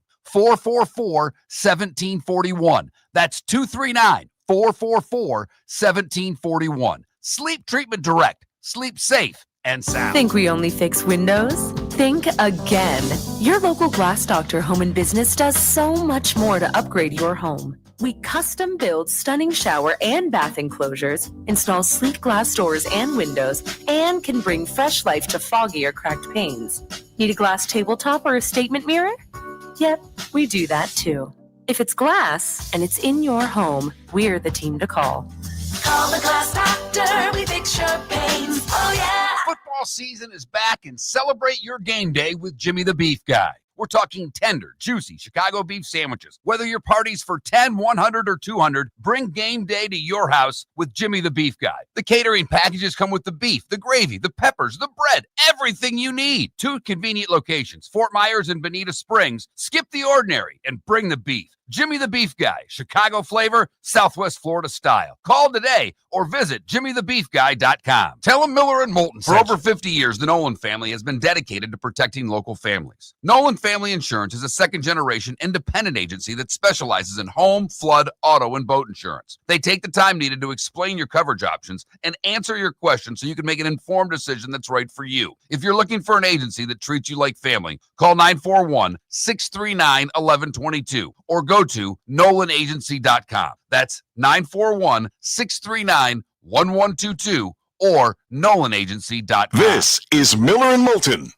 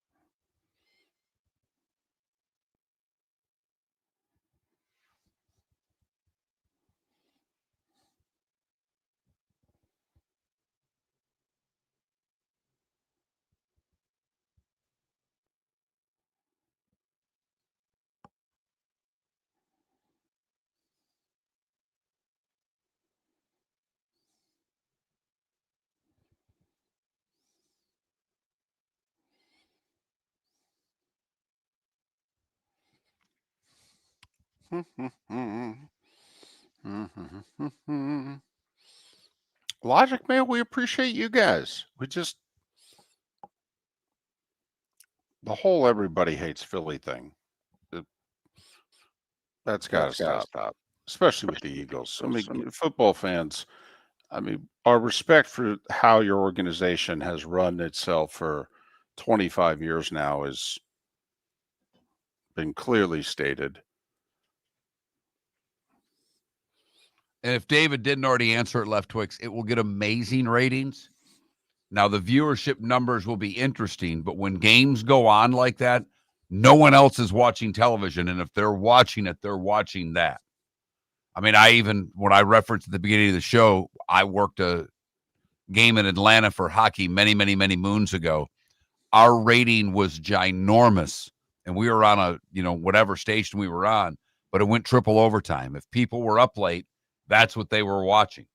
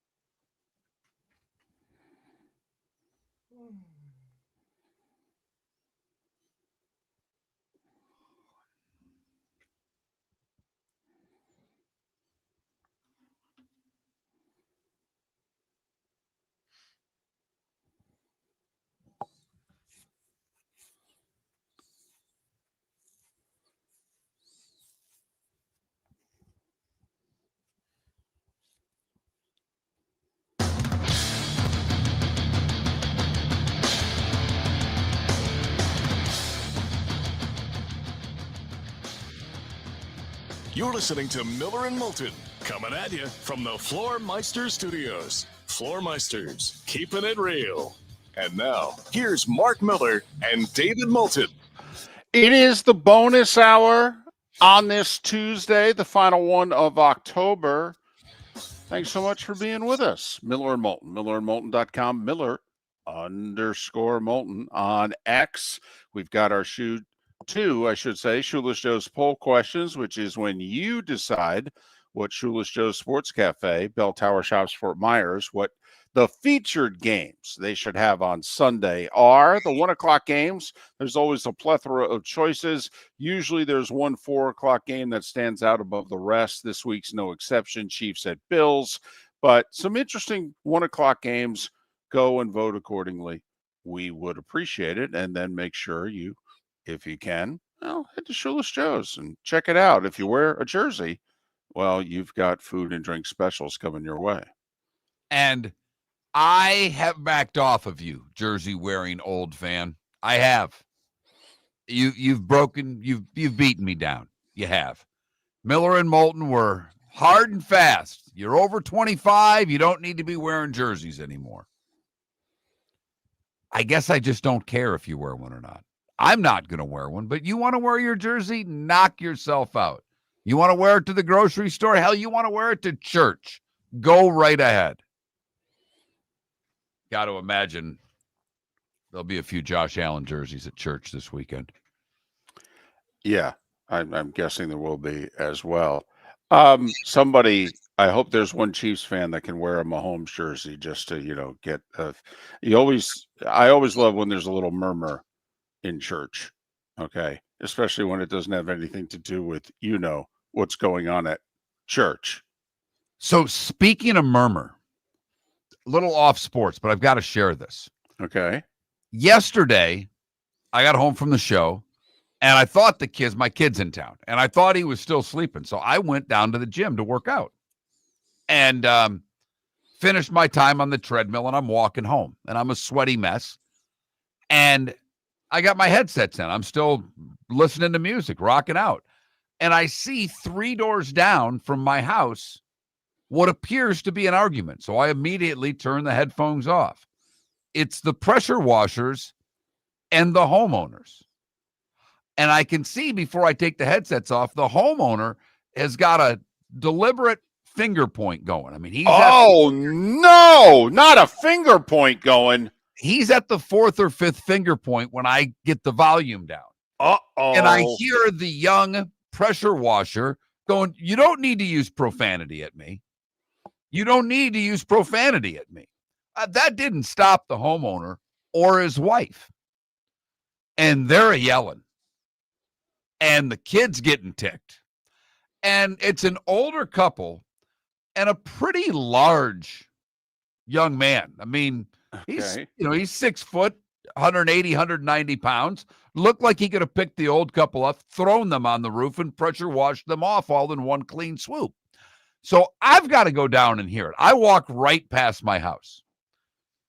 And I'm like, well, this is interesting. And now the homeowner looks at me and gives me the, can I help you? I said, nope, just watching. No, glad there's screaming and yelling going on. It doesn't involve me. And he comes over to me and he gives me, this is unbelievable. I go, I guess. I go, does he deserve to be cursed at like that? Look at you. Because, well, I am very fortunate. I live in a wonderful neighborhood. But when the gates are up, inside the gates, you know what you get sometimes. And I don't know who was right. I don't know who was wrong. All I know is that it was 90-plus degrees yesterday. Still pretty hot, even by Florida standards. Right. And there's no way in hell Ken and Karen would be doing their own power washing. Got it.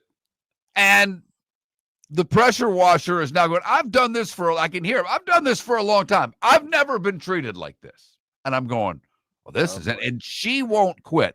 And I'm within 10 seconds of going to video, of filming this. Oh, wow. You don't do that either. No, but I mean, why not let my TikTok account go viral from some Karen going nuts in a driveway? So I don't think I'm going to get invited to their Christmas party this year. Which is fine. I'm perfectly content with that. Right. But that is what about 11:30 yesterday, I caught that. I'm like, well, I haven't seen one of these in my neighborhood ever. The good thing is you now don't have to invite them to yours either. So it's good. There you go. There's been a couple questions in recent days about TV ratings. And I know for some of you hate when we do this. I don't know. We're into it. We do sports for a living. We want to know if people are watching or listening or not. Let's go back a week. Opening night NBA on NBC. Mark, did you see the ratings? I did not. Okay. So now the game also, when we say NBC, realize that they're streamed on Peacock. Are the streaming numbers added to it? Yes, they are. How many people are streaming it? A small number in comparison to how many are watching on NBC. Remember, this is not getting cable here. This is a network. The doubleheader last week, the early game was Oklahoma City, Houston. Now it went double overtime. And right before the local 11 o'clock news, there were 7 million people watching that game.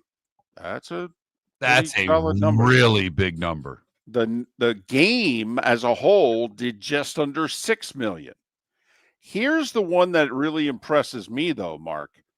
Then, beginning at 11 o'clock, in fact, beginning at 11:02 p.m. Eastern until a little before 1 a.m. Eastern, Golden State and the Lakers did 5 million viewers. 5 million. That's no LeBron, by the way, either. Right. I mean that's 11p to damn near 1a Eastern. Now, that's 8 to 10 on the West Coast, but just so you know. So that was the opening NBA ratings. Apparently, Mark, ESPN's Wednesday season opening NBA doubleheader, third highest they've ever had on record. Okay. Now, the numbers significantly less. The numbers were in the 2.5, not even 3 million range. So just, Tuesday on network television, 5 to 6 million. Wednesday on cable, 2 and change to just under 3 million. Just, taking that into consideration. I'm trying to remember if there was a baseball game last Wednesday. I don't think there was because the World Series started on Friday. Right. No, there was not. Right. So anyway, people are asking about the World Series ratings. I will say this. Game 7, Mariners-Jays was a monster, and it was on FS1, and it did 9 million. That's a monster FS1 number for anything, never mind Jays Mariners. By the way, one other programming note, if you will, if you're like me and have made the switch to streaming and have gone with YouTube TV as your choice for streaming, you might need to reconsider how you're going to watch college football this weekend. Oh, really? Because, well, there's a little problem between the Disney Corporation and YouTube TV. They have yet to reach a new deal. And the current deal expires Thursday at midnight. ESPN, from the looks of things, is doubling down with the streaming audience in terms of their direct-to-consumer product. Meaning, you may have to go get the ESPN app if you want to watch your college ball. Because the YouTube TV thing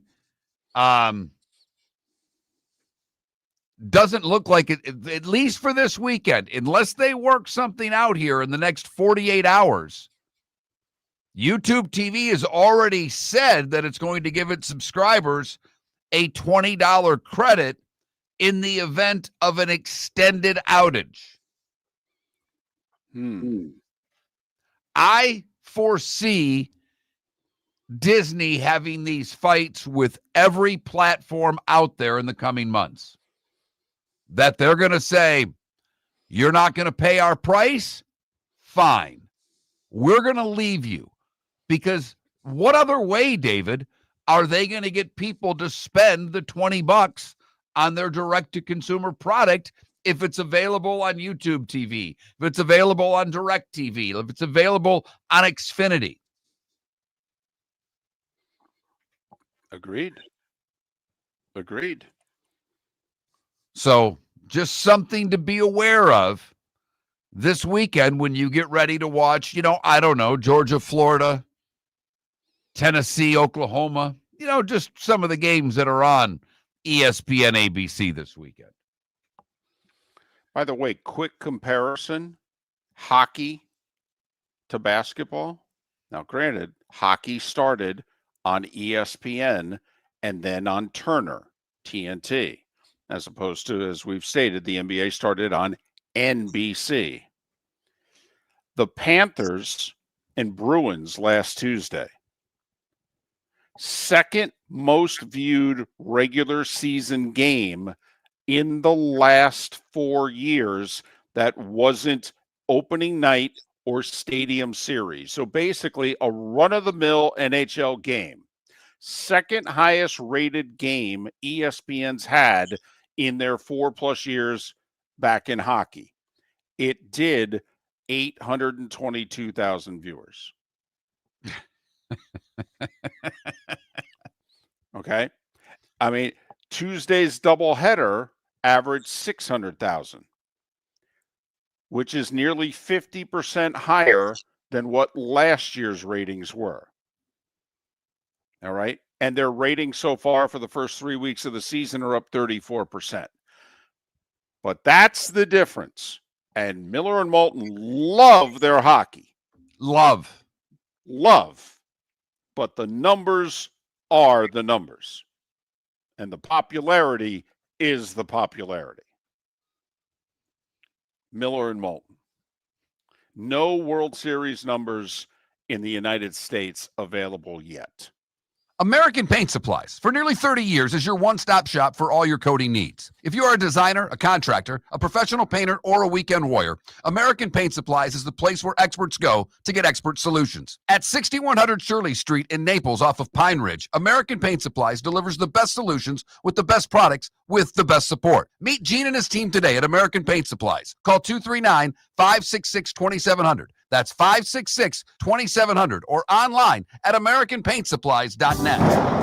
Got a cracked window or foggy glass? Don't wait for the next storm to make it worse. Your local Glass Doctor Home and Business is just down the road and ready to help. From leaky frames to shattered panes, we've got the tools and the know-how to get your home or business storm ready. With flexible scheduling and our done right promise, you'll be in good hands. So before or after the weather hits, call your neighbors at Glass Doctor. Glass Doctor, Glass Doctor.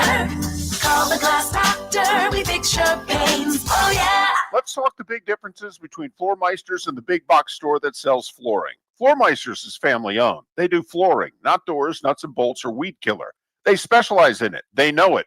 Floormeisters backs their installer, so if there's ever an issue, good chance the boss, TJ, will come out and make it right.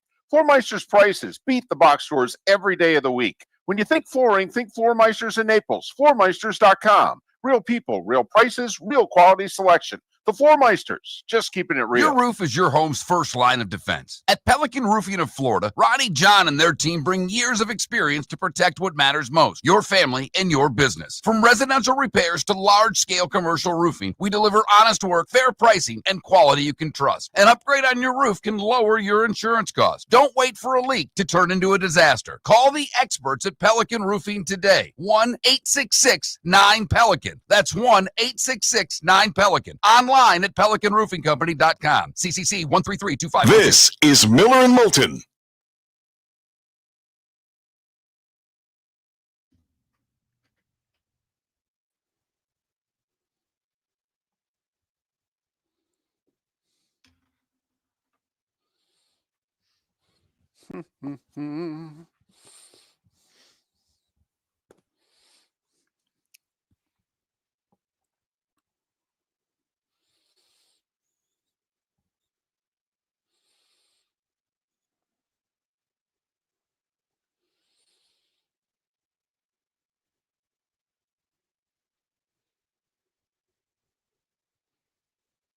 I have got to get napping.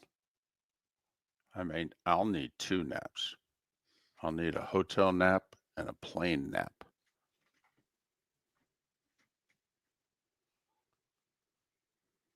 Yeah, I picked up the daughter. She has a dress out day Friday, so I had to go buy clothes for her. So Jake and I took her shopping quickly. I'm like, you are really infringing on the nap that I need. No doubt.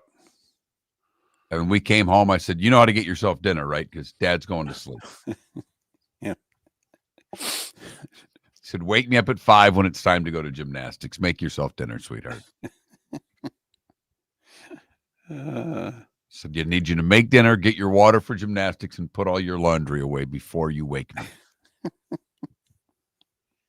Left Twix, I don't know. I would imagine what's the other? Geez, oh, Pete, not Direct TV. What's the other satellite one? They're always the cheapest. Why? Sure. I'm just having Dish? a Dish. Dish is the cheapest. If not, maybe is it Fubu? Might be cheap as a streaming service.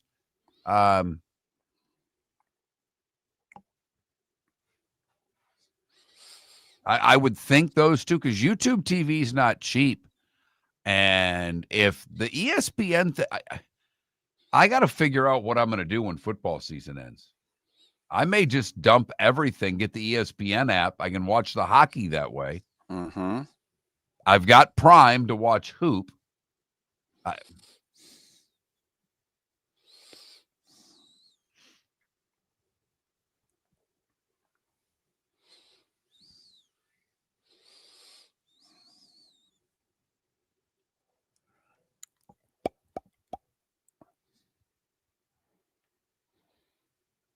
The question is, where do you stream?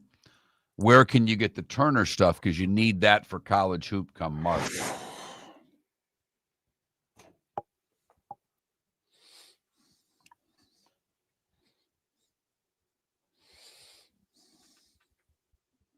Flow Hockey TV, isn't that what like the Everblades? I was going to say, isn't that ECHL? There's actually other networks on that. I just thought that was the ECHL thing.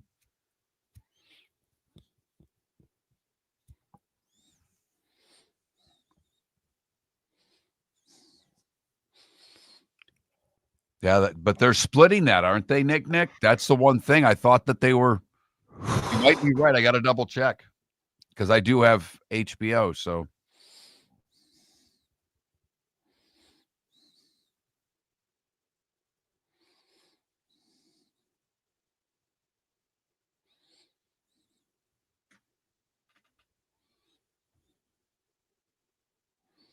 Is it Fubo or Fubu?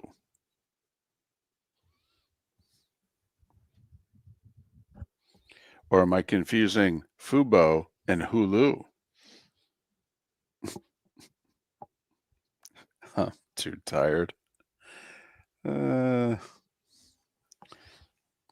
yeah, that's a minor league hockey site. Yeah, you can get more. You can get the AHL and you can get a bunch of minor leagues from the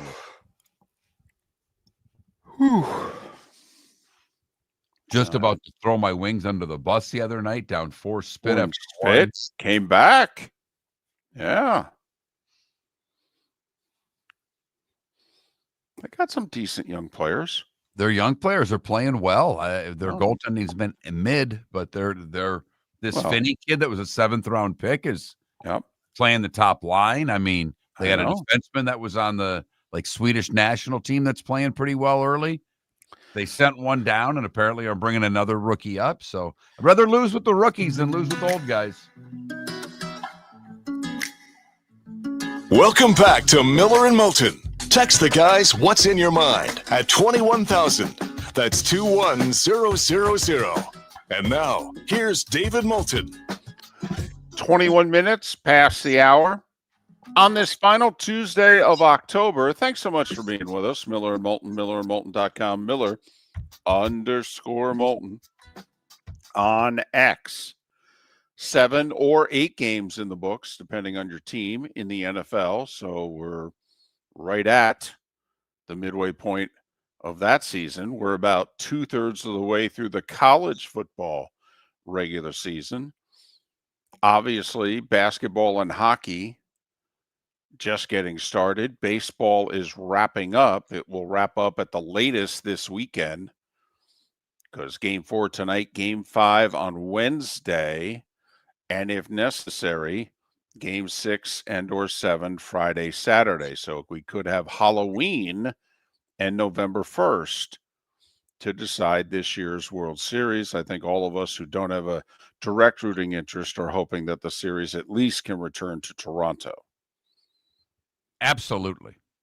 Was pulling hard for the Jays last night. Thought if we were going to get a series, the Jays needed to get Game 3. They did everything they wanted to do last night. Everything. Except for maybe they didn't want to pitch to Ohtani in the 7th. That might be the only. And then I will say, Schneider, he was forced to by a couple of injuries, but Schneider emptied his bench by the 11th last night. Meanwhile, it was stunning. Yes, the Dodgers used 10 pitchers. They didn't use a single bench player till the 14th. I mean, Roberts still had his bench to use if he wanted to. And only when they needed to get down a bunt to move a guy to third did he go to the bench and put in somebody who was able to get the bunt down. So Game 4 tonight, Bieber and Ohtani on the bump for their respective clubs. Both guys who, Ohtani didn't. Yamamoto, who pitched a complete game, nearly 110 pitches 48 hours earlier, was warming up in the pen, but Bieber was also warming up on a couple of occasions because the Jays had their final reliever in the game, and he gave up the homer starting his 2nd inning of work.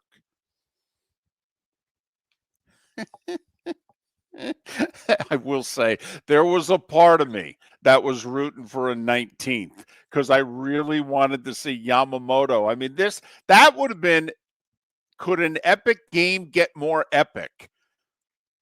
Game 2 starting pitcher who throws a complete game pitching in the 19th inning of Game 3, not Game 4, not Game 5, Game 3.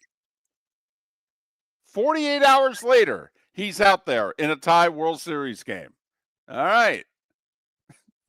It's about the only way. And do you know what also was remarkable? At one point, Joe Davis said, we've had everything that you could think of happening in this game has happened. And then they figured out in like the 14th, they hadn't had a double play. I think that game was played last night. I don't think there was a double play. All right, let me ask you a snarky question to get off baseball for a moment. Sure. Any coaches in college football that get fired this Sunday?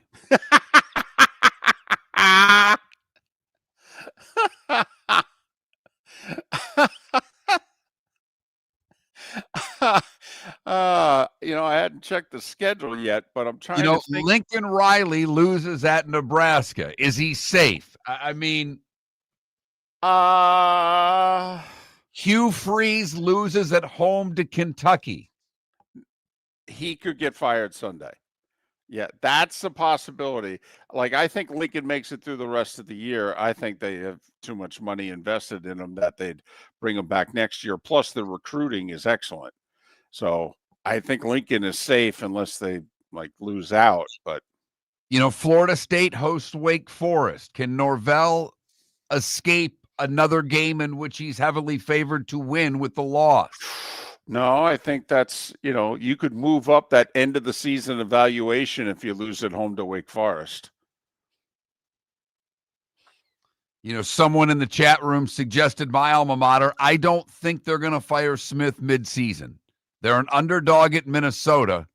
I don't think they'll fire him midseason, but there are people that want it done. So we think it is possible that Hugh Freeze and Mike Norvell, with a home loss Saturday, could join the list of Sunday firings and make it 4 in a row. I like it. I mean, we're at like $120, $125 in buyouts just with 3 coaches. You add the Colorado State coach and his buyout. Well, in Arkansas, and no, apparently the number yesterday I thought I read was over $170 million in buyouts. Unbelievable. It will top 200. It may get close to 300. Well, sure. If the Michigan State guy gets fired, that's 35. Norvell's 35, isn't it, at Florida State? I thought it was more. I thought it was throw another 10 on top of that. I'm sorry. You're right. That's closer to 50 than it is to 40. You're right. So that would take us into the mid 200s. That would take us into 250 range. And I don't know what the buyout is for Hugh Freeze. So, I mean, Mark, I think, and, is Stoops at Kentucky in play? Is Venables at Oklahoma in play? Look at their closing schedule. Sidebar, did you hear Lane Kiffin yesterday? I guess Venables, and I don't know if it was Sunday or yesterday, but Venables was asked, I don't know, about some comparison between Oklahoma and Ole Miss, and he said, I believe we're the better team. And so that quote was told to Lane, and Lane goes, wow, that's interesting. I mean, we just won by 8. I thought we left a lot on the field. And then he starts off the top of his head going through the stats. We ran 87 plays to their 62. We outgained them by 150 yards. We had 10 more first downs than they did. Okay. But they're better than us. And he said, and the weather suited a defensive coach more than it suited me. But they're better than us. Okay. And then he goes deeper. He goes, so I guess they were better than us last year too, huh? Oh, no, wait. Lane wasn't done. Remember, Lane's been an assistant at a few places, and so has Venables. And he goes, so I guess they were better than us in 2004 when we beat them 55-19 for the national championship. I guess they were better than us at Clemson when we beat them 45-40 for the national championship. Interesting. Florida, I think I know. You got to do everything you can to get this I- guy in Gainesville. All I could think of. I'm like, oh, come on. He's Spurrier 2.0. I don't know if he's this good a coach, but oh, come on. By the way, the other thing that happened in college football yesterday is that Michigan decided to drop their appeal against the NCAA and the sign stealing thing. Both Sharon Moore and Michigan were appealing the Right. punishment.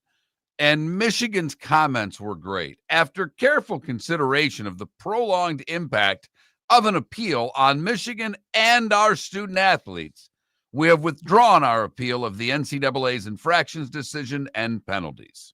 Really? What hardship on the athletes? None. Right. No, I mean, Sharon Moore wanted, I guess they wanted to save face from this, but just people will never forget, but they were starting to not talk about it anymore. And you just let everybody else bring it up again. Yeah. I don't understand, Michigan, why you would even appeal that. Just shut up. You got your title. It's not going away. Nothing they can do can take that title away from you. Well, also drop your appeal, but don't release a statement. Don't draw any attention to it. Just let it fade away. It's gone. Somebody will ask a question down the road. Hey, what about you go, oh, no, we dropped that months ago. Next. Good, bad, and ugly. What's on tap? Today was the day when coming up. They've cut the nets, they've raised the banners, and now they're headed to Fort Myers. Michigan State, North Carolina, and other top programs take the court in the Skechers Fort Myers tip-off this Thanksgiving week. Legendary programs, championship traditions, college basketball's biggest names, live at Suncoast Arena. Tickets are selling fast. Get yours now at FortMyersTipOff.com/go. That's FortMyersTipOff.com/go. Let's talk the big differences between Floor Meisters and the big box store that sells flooring. Floor Meisters is family owned. They do flooring, not doors, nuts and bolts, or weed killer. They specialize in it. They know it. Floor Meisters backs their installer. So if there's ever an issue, good chance the boss, TJ, will come out and make it right. Floor Meisters prices beat the box stores every day of the week. When you think flooring, think Floor Meisters in Naples. FloorMeisters.com. Real people, real prices, real quality selection. The Floor Meisters, just keeping it real. Mark Miller for Sleep Treatment Direct. They are helping me with sleep apnea. And by helping me, I mean curing me. No more CPAP machine. No more snoring. No more tossing. No more waking up exhausted. Their expert team got me the right treatment, fast and hassle-free. If you want to feel energized and get rid of your snoring, call Sleep Treatment Direct today.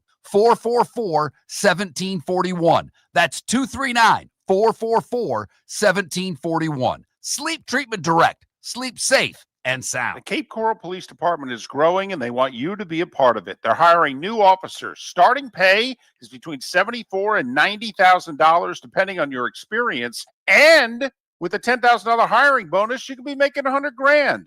Enjoy paid holidays, off-duty details, plenty of OT opportunities. They're also hiring dispatchers and professional staff.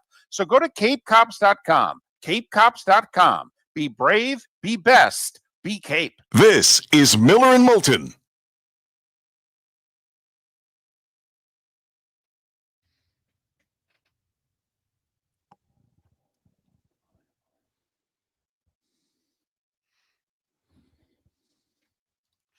You really think Fleck could get fired, Left Twix? I've not seen that. I'm not saying Yeah, I don't think so. I actually think PJ Fleck's going to get another job. I think he's one of the coaches that there's going to be so many openings that. God, I don't want it to happen. I could see Michigan State looking at him, believe it or not. If they fire Smith, he did well at Western. God, no. No, please, no. I can't have that guy coaching at my alma mater. I can't stand him. Row the boat. See, I'm thinking more like UCLA. I'm thinking more like Arkansas.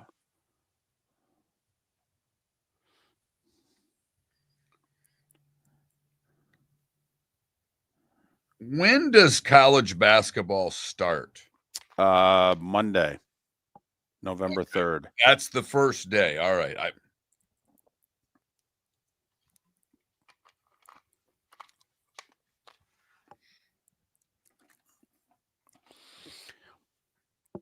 Well, it's a great question, Left Twix. I thought when they lost back-to-back games at home, 34 and 37-0, he was going to get fired, but the AD came out and supported him, and really supported him, and he's the one who hired him. And then Barry Alvarez chastised everybody, not him. Right. So that's the interesting part there. So that'll be interesting. Does he get fired the day after the season ends, or are they serious about what they said? But the Minnesota coach won't go to Wisconsin, and the Wisconsin coach would never hire the Minnesota coach.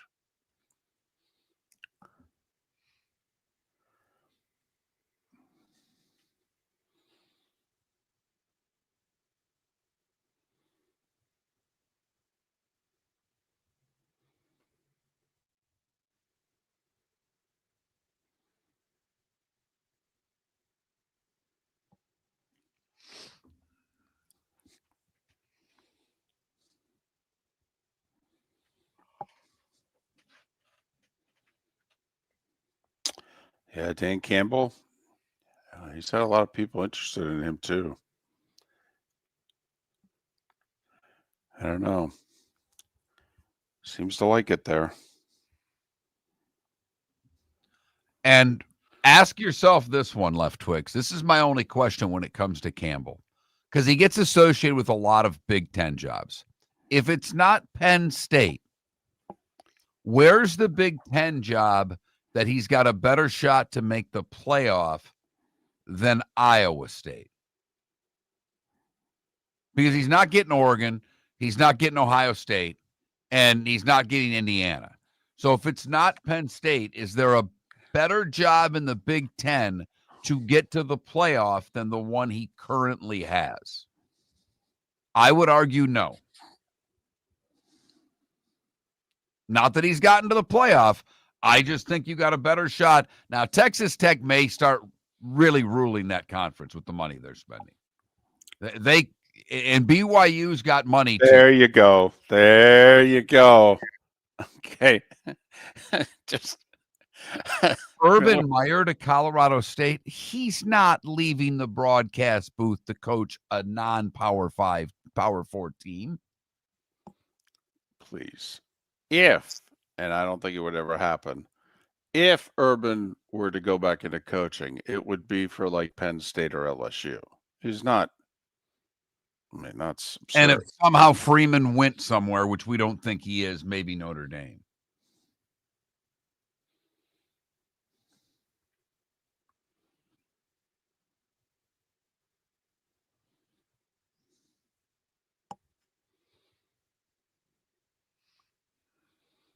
By the way, somebody reported yesterday there was mutual interest between Dan Lanning and LSU. We'll see. Because there's interest in using LSU to get a raise, and there's really interest in the gig. It's a dadgum good point. Welcome to the bonus hour, brought to you by Jason and Todd at the Diamond District. And now, here's Mark Miller and David Moulton. 22 minutes. So we're out of here. Top of the hour. Done. Bye-bye. Finito. Farewell. Miller and Moulton, millerandmoulton.com, Miller_Moulton on X. Pat Kirwan was our lone guest today. He joined us on the American Paint Supplies Hotline, your one-stop shop for all your coating needs. Got a nice show lined up for you tomorrow. The usual, Seth Everett, Bud Elliott, Chris Perkins. We'll see if we need to book someone else, but that's, it's kind of our hump day show. A lot to talk about. That's for sure. It's that time again, nearing the end, but not quite there yet. Here's Mark Miller with Today Was the Day When. Today was a day when, brought to you by the Fort Myers Tip-Off. Unbelievable men's tournament with Michigan State and North Carolina headlining the Beach Division, but still great games in the Palms Division. They go Monday through Thursday of Thanksgiving week, and then the women take over on Friday and Saturday. A great week of basketball in Fort Myers. Fort Myers Tip-Off, FortMyersTipoff.com for more information. Today, we go back, David. 1636. Wow. Harvard is founded by a vote of the Massachusetts General Court. 1726. Gulliver's Travels is published. 1793. Eli Whitney applies for a patent for his cotton gin. I put this one in there because I have a little story with it. Today in 1811 was the first purchase of Jane Austen's novel, Sense and Sensibility. When my father passed about, 8 years ago now, 7 years ago, whatever it was, I'm going through his things, and there I see Jane Austen's Sense and Sensibility. My father may have read 2 books the entire time that I was alive with my dad. Like, what the hell is that doing there? It was one of those books that wasn't a book, that you have the key and lock and you can keep things inside of it. Oh, way to go, Fred. Absolutely. The Statue of Liberty, dedicated today in 1886 by President Grover Cleveland. It was celebrated with the first ticker tape parade in New York City.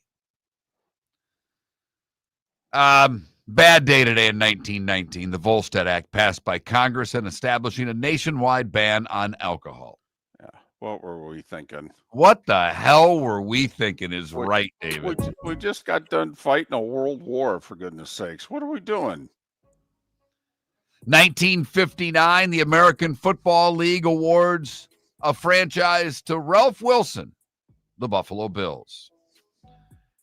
I laughed when I have a couple sites that I look for this for. Today in 62, JFK, the first one says JFK receives a letter from Soviet leader Khrushchev suggesting agreement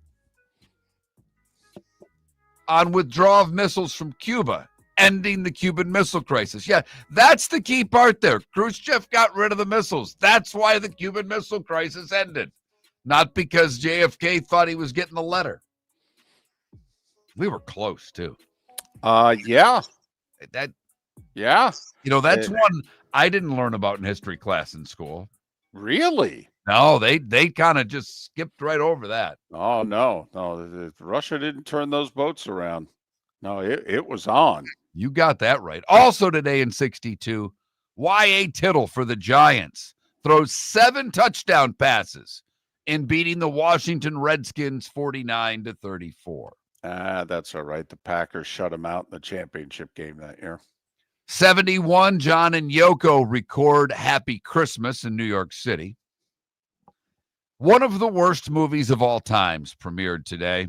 1978. It was on NBC, and Kiss made their acting debut in Kiss Meets the Phantom of the Park. 81, Dodgers beat the Yankees to win in 6 co-MVPs. David, there were 3 co-MVPs in 81. You want to give it a shot? Oh, no. I mean, first off, we know the Dodgers lineup by heart. I mean, Garvey at first, Lopes at second, Russell, Say, Dusty was in the outfield, Reggie Smith was in the outfield, Yeager and Ferguson behind the plate. I'll say Garvey was one of the 3. No, Ron Say, Steve Yeager, and Pedro Guerrero were the co-MVPs, the first co-MVPs of a World Series. The earthquake-affected Bay Bridge series ended today in 89 when the A's beat San Francisco in a sweep. We started getting sick of Mariah Carey, I think, tomorrow, because it was today in 94 that Merry Christmas was released, giving us All I Want for Christmas Is You. I don't know about you. My wife can't wait till Saturday because then the Halloween stuff's coming down. And yes, you guessed it. Mm-hmm. No. In our house, David, Thanksgiving gets its place. We do not put up a single Christmas anything. No, I know. After we eat the bird. No, I know. And we give everybody who puts Christmas stuff up early the bird for not respecting the bird. You know what, Mark? My hope is that you and your wife especially, will just put that on social media and send it to my wife. Okay.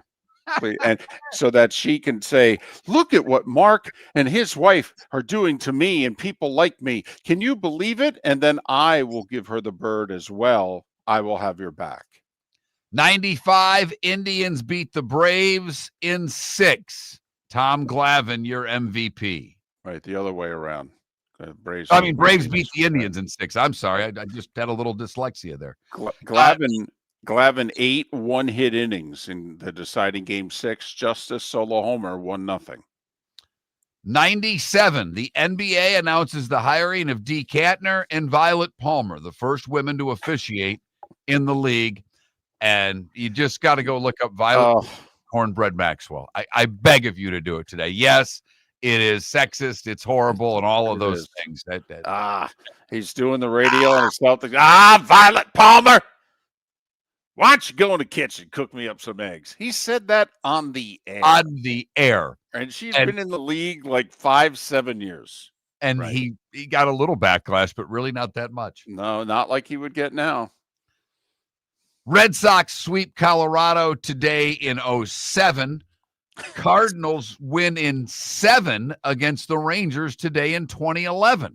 That is the greatest World Series that no one talks about. The 2011 World Series was amazing.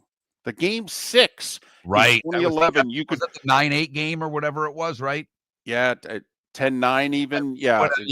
Freeze ties it in the 9th, and then there's a tying in the extra innings, and then eventually Freeze wins it. Joe, and yes, I'm biased because I'm fond of him, but Joe Buck, when Freeze's homer goes over the wall, and he then quotes his dad from 20 years earlier in the epic 91 series when Jack Buck said, and we'll see you tomorrow night. Joe said the same call for David Freeze's homer. 2012, Giants sweep the Tigers. Today in 2014, at the Beacon Theater in New York City, the Allman Brothers Band play their final show, a 4-hour show that goes past midnight, ending on the anniversary of Dwayne Allman's death. Today in 2018, the Red Sox take down the Dodgers to win their 9th title. Chris Sale getting the final 3 outs. Bowie Kuhn and Charlie Daniels would have celebrated birthdays today, although I doubt they would ever hang out with one another.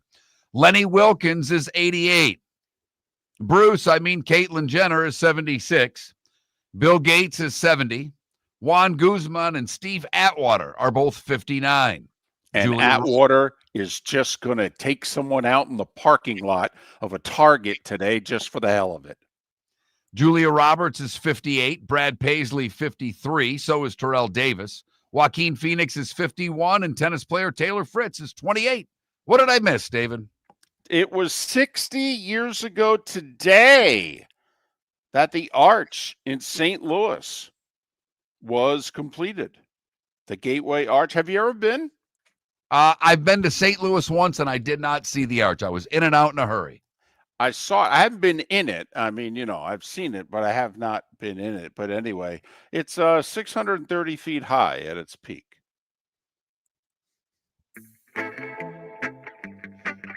Time to see life a little bit differently. Here's Mark Miller with the good, the bad, and the ugly. What you got, Mark? We go to Texas for the good, where Texas said, Alaska, you want to do Fat Bear Week? We'll do Fat Squirrel Week. And fat squirrels from around the state,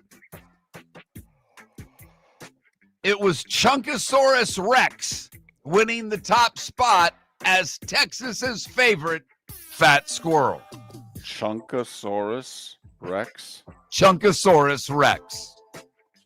That's awful. For the bad, we go to Lehigh Acres, where Esmeralda Cruz is 23 and drives a Porsche. Good for her. But she apparently nearly hit a family of people walking down the road with their dog. She said the man pulled out a gun. When she parked her Porsche, she came back to argue with the man. There was no doubt that she had her gun with her. So to review, Esmeralda Cruz, 23, packing heat, driving a Porsche. She was arrested on 3 counts of aggravated assault. And then what I consider an all-timer for the ugly. A New Jersey woman has pleaded guilty to torching a man's home. Taja Russell, 35,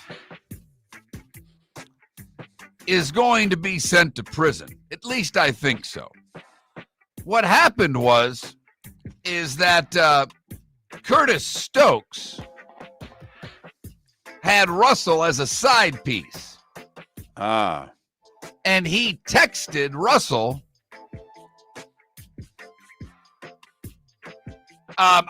She texted him hello, to which he replied, "Bring your ass." Well, she brought her ass, and by that point, Stokes had fallen asleep and didn't respond to her at the door. She sent a couple of threatening texts saying, "You wasted my money to come out here. Then you smoked. I want to see you die." She went to a gas station, purchased lighter fluid, matches, and a cigarette lighter, returning to his home to set it ablaze because he passed out before the booty call. And that, David, is the good, the bad, and the ugly on today, Tuesday, October the 28th, here on Miller and Moulton. The good, the bad, and the ugly brought to you by the Cape Coral Police Department. Hiring new officers, great pay, great benefits, opportunities for overtime aplenty. Where do they go, David? CapeCops.com. CapeCops.com. Hey, time to get very serious. All right. We have a frozen frenzy tonight in the NHL. All 32 teams in action. 16 games. 2 of them on the 4-letter network. The other 14 available on ESPN+. Everybody in action tonight. All right. In fact, there are 3 games available on the 4-letter network. 6 o'clock, Penguins Flyers. 8:30, Caps and Stars. 11 o'clock, Kings and Sharks. My only thing is the league couldn't wait a week. There's this thing tonight called the World Series. Have you heard of it? Okay. You want to go up against that? Wait a week. There's no hockey. Second day of the college basketball season. NBA, that's what you're going up against. No football. Anyway, but there you have it, Mark. It's an extravaganza. It is. You are right. NBA, by the way, NBC is pretty serious about this whole NBA commitment. They're showing 2 more games tonight on NBC at 8 and 11. Knicks, Bucks at 8. Clippers and Golden State at 11 on NBC, not just Peacock. They are serious. The Heat, by the way, host Charlotte at 7:30. There is college football tonight. 8 o'clock ESPNU, UTEP and Kennesaw State. 8 o'clock ESPN2, James Madison and Texas State. Game 4 of the World Series, Ohtani against Bieber tonight. 8 o'clock on Big Fox. By the way, did you see Texas State's pulling basically an SMU with the Pac-12? We don't need your money. Here's what we've got committed. Here's what we're going to have committed. Here's what we plan on doing. They're throwing money at football in a big way. I think Sacramento State's trying to do the same thing. And the Pac-12's like, Have a great rest of your day. We got a jam-packed show tomorrow. Let's get over the hump together, shall we? Miller and Moulton. Besides the sales experience at the Diamond District, we offer a litany of other services.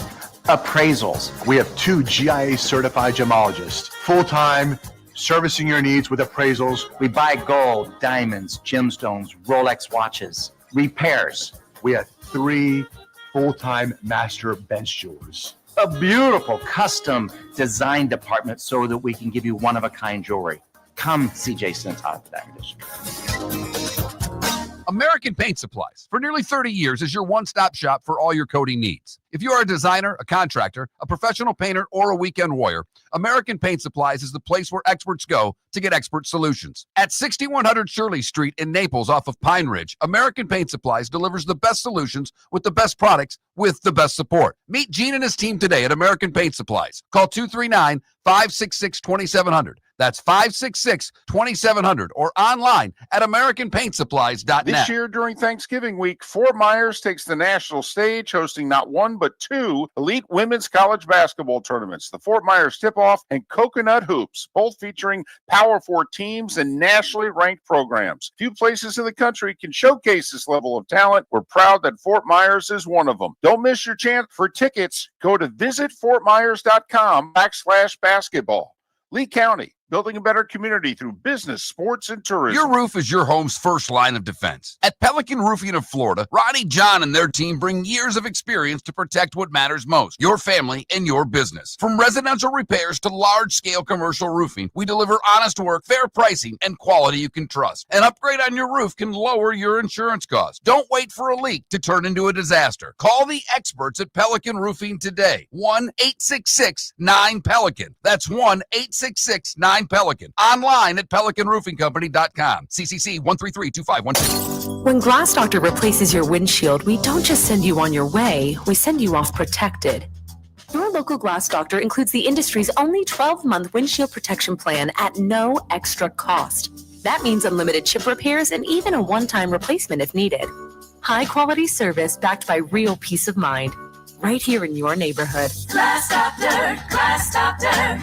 Call the Glass Doctor. We fix your pains. Oh, yeah. Exclusions apply. See your local Glass Doctor for details. Mark Miller for Sleep Treatment Direct. They are helping me with sleep apnea. And by helping me, I mean curing me. No more CPAP machine. No more snoring. No more tossing. No more waking up exhausted. Their expert team got me the right treatment, fast and hassle-free. If you want to feel energized and get rid of your snoring, call Sleep Treatment Direct today. 444-1741. That's 239-444-1741. Sleep Treatment Direct. Sleep safe and sound. This is Miller and Moulton.